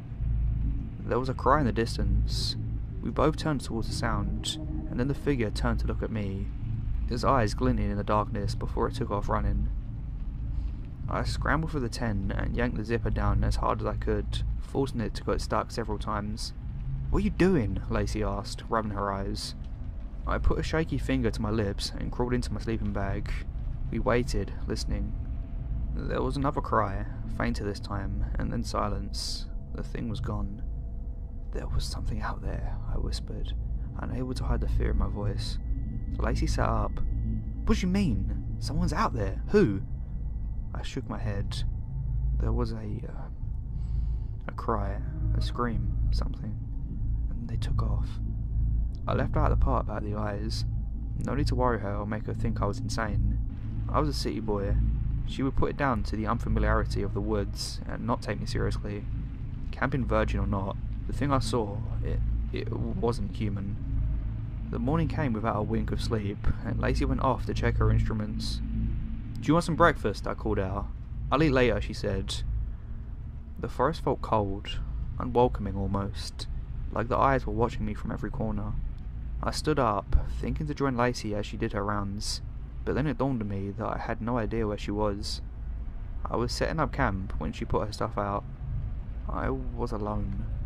I made my way over to the trees where I saw the figure the night before. There were footprints in the mud, leading in the same direction where the figure ran off. I didn't imagine it. I followed them for a few meters before they disappeared. It wasn't that the mud ended, the footprints just stopped. I needed to think of an excuse before Lacey got back so we could get the hell out of here. She could call me a chicken all she wanted, but at least I'd been a live chicken. But as the morning went on, there was no sign of her. I tried my hand at fishing, but all it brought was frustration and even more time to think. I tried to set up booby traps around the camp, but I was no Boy Scout. I didn't know the first thing about setting up a snare. Mud squelched under my feet and twigs snapped. How on earth did someone get so close to our camp without us hearing them? I couldn't make 2 steps without alerting half the forest. Several hours passed and no sign of Lacey. I bit my nails and wore a path in the grass beside our tent. Our phones were off and unable to receive reception out here, regardless. I knew my way back to the car, but that was it. If I went looking for Lacey, chances are I'd get myself lost and I'd be in even more trouble. But then a scream drew me from my thoughts. Lacey! I took off running. Getting lost didn't matter if Lacey ended up dead or injured instead. I pushed my way through the trees and branches, scraping my arms and face. There was another scream to my left. I turned, sliding in the mud before picking up speed again. The thing I saw outside the tent, it had her. It was all I could think. I slipped and fell several times, covering myself in mud, and then I heard a third scream, this time to my right. It was playing with me. I fell to my knees exhausted. I had no idea where I was, no idea how to get back, no idea where Lacey was or even if she was okay. It lured me out here, away from the camp, and now I could do as it pleased with Lacey. It was all I could think of, rational or otherwise. Lacey. I had to save Lacey. I stood up and ran in the direction I came from. At least the direction I thought I came from. Panic was settling in, and the forest looked the same no matter how far I ran. I could have been running in circles for all I knew. Maybe I was. My heart jumped in my throat. Footprints. I found footprints. If I followed them back, I could reach the campsite. I didn't miss a beat as I leapt over rocks and branches. It would have been beautiful if I wasn't scared. Then something moved in front of me, and I was on my back in the mud. Lacey! She looked at me confused. What are you doing? I extracted myself from the muck and grabbed her by the shoulders. That's my line. Are you okay? I heard screams. Her brow furrowed. I didn't hear anything. Are you okay? My head pounded, my chest ached, my brain was clouded with fear and confusion. You didn't hear those screams just before? They were loud enough I could hear them from the camp. I thought it was you. At that she smiled. Oh, you're so sweet. But I was just checking on my instruments. I didn't hear anything at all. Really? She nodded. You're probably just tired. You didn't get much sleep after all. Maybe. A sleepless night wasn't new to me, but it didn't explain why I heard something screaming when she didn't. Come on, let's go back to camp. I whip up a lunch special of canned beans and filtered river water. I attempted a smile that never quite reached my lips and followed her back. The forest was too quiet. My nerves refused to settle down. We ate lunch in silence. My muddy clothes hung by the tent, and all I could think was that I didn't want to be out here any longer. Camping wasn't for me. We were supposed to stay a few more days, but I wasn't sure if I could make it through the next night. Lacey. Yeah, she asked, stuffing her face with beans like she'd never eaten a meal before in her life. I want to get out of here. You want to go for a walk or something? No, out of here entirely. I want to go home. She snickered. Now you're just being silly. We just got here and I haven't finished my recordings. I felt bad, but I couldn't do it. Please. She looked at me. You serious? Yeah, I am. She considered it and then sighed. Is this about the screams? I shook my head. It's not just that. I know you didn't see them, but I saw someone last night. Right here, by the trees. I don't like this place. It's dangerous. Who's to say that tonight they won't return and murder us for real? I know you just wanted to do some research, but that research isn't going to be any good if we're both dead. I don't like this place, I just don't. I just want to go home, please. She finished her plate of beans and set it down to the log beside her. You owe me big time. I couldn't help hide the smile on my face. Anything at all, you name it. Yeah, well, first I have to go get all my gear, I suppose. One day's worth of results is better than nothing. And you, sir, you get to break down the tent and put everything away. No problem, it'll be done before you know it. My spirits lifted. No doubt she'd give me shit the entire way home, but I could deal with that. Because we'd be alive and we'd be safe. That was all that mattered. I gathered our gear up in record time and was waiting when Lacey returned. We loaded up, I said an internal F you, and hope I never see you again, to the forest, and we went on our way. Did you manage to get anything from your tests? I tried to make conversation as we walked so I wouldn't have to think about how creepy the forest was. The sun was setting and it would be dark soon. I hated winter. Early nights suck. No, not very much, nah. But it's fine, I can come out here and get some by myself. I scratched my nose and avoided looking at her. This was the right thing to do. I wasn't imagining things, I just wasn't. I'm sorry, I know you're looking forward to this trip. Look, if you're gonna mope the whole way home, just stop right now. I agreed to go back with you, didn't I? She did, yeah. Now stop fussing over it. Sorry. We walked in silence. The closer we got to the car, the more forest sprang to life. Birds sang, insects chirped, and the various creatures scuttled around the forest floor. The sound of several large animals stomping through the brush caught my attention, but I couldn't find them. As long as we didn't get in their way, we'd be fine. The sun disappeared behind the horizon, but the car was in sight, just a few more meters, and we'd— Josh! Lacey, a few steps ahead of me, stopped dead in her tracks. She turned to look at me in the gloom of dusk, her expression unreadable. Lacey's voice called out my name. Only Lacey, standing in front of me, wasn't the name who called it. It came from the trees to our right. What the hell? We need to go now, Lacey said. She didn't wait for an answer and picked up the pace towards the car. Josh, wait! Something came running out of the trees. It was Lacey. What the hell? Lacey, the original Lacey, turned around. There were two of them looking right at me. What the hell is going on? Lacey, the other Lacey, was covered in mud. I took a step back as she ran towards me. Josh, it's me!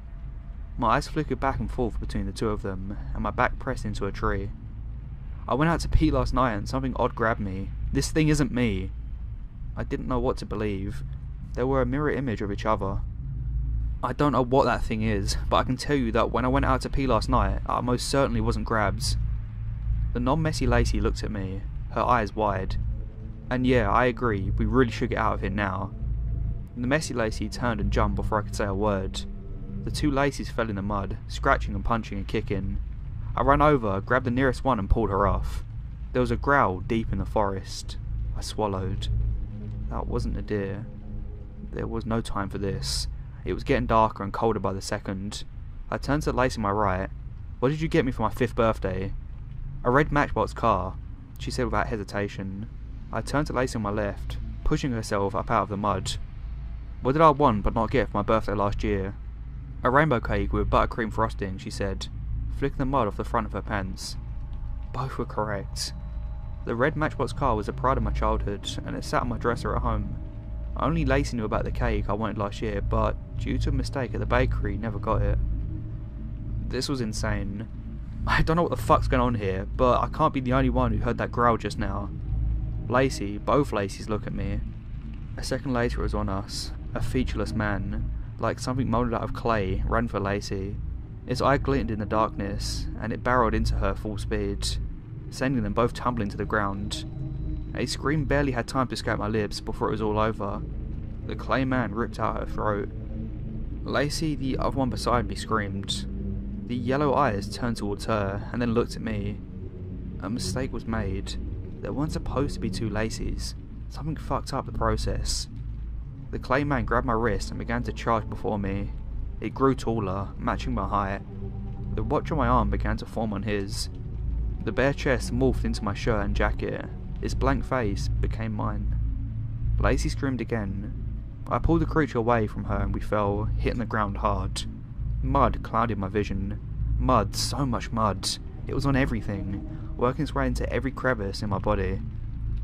I extracted my limbs and swung for the thing with my face. It grunted and grabbed my hair, pulling me back down. It pinned me to the ground, and as it adjusted to bear its full weight down on me, I lifted my knee. I kicked with all my might, sending the other me tumbling to the ground. I grabbed Lacey's hand and ran blindly for the car. "Get back here," the man yelled with my voice. I ran as fast as I could, not turning back. "Hey, don't leave me here!" I fumbled for the keys in my pocket. The car was just ahead. Lacey was dead. Was this my Lacey? There was no time to think about it. I pressed a button on my keys, relief flooding through me as I heard the familiar beep signifying the car was unlocked. I ran for the driver's side, while Lacey ran for the other. Our things could be replaced, but not our lives. I saw myself running for the car as I put the key in the ignition. Even more frightening than seeing the other Lacey in front of me was seeing myself. It was a perfect copy. It even ran with heavy feet like I did. The engine roared to life as the no longer clay version of myself jumped up onto the car. Lacey had her head in her hands, crying. I threw the car into reverse and watched as it went flying into the parking lot. I sped off, visions of myself running like a crazed Terminator with a limp in the rear-view mirror burning into my mind. Lacey said nothing as we drove the empty roads home. We both watched her, or at least the other version of her, die before our very eyes. But which Lacey was it? Did she even know herself? And now there was another version of me running around somewhere out there too. Both Lacys truly believe they were the original. It keeps me up at night sometimes wondering. I've never seen anything to doubt that the Lacey sleeping beside me isn't the one that I met when we were 17-year-olds and stupid kids with too much time on our hands. But I could see it in her eyes when they argued. They both believe they were the one and only true Lacey. They both have the same memories, the same features, the same scars, the same feelings and emotions. Somewhere out there is another version of me. Did he return to the woods, lost and confused, or is he figuring out his next move? Waiting for the right moment to get rid of the imposter inhabiting his house, sleeping in his bed and making love to his girlfriend. Sometimes I wonder though, in the quiet of the night when the world is asleep, am I really me? If we have the same memories and we both believe ourselves to be the one and only true version, how do I know that I'm the original? Even if he does come and kill me and take my place, how will I ever know? I won't, and that's the thing that worries me the most.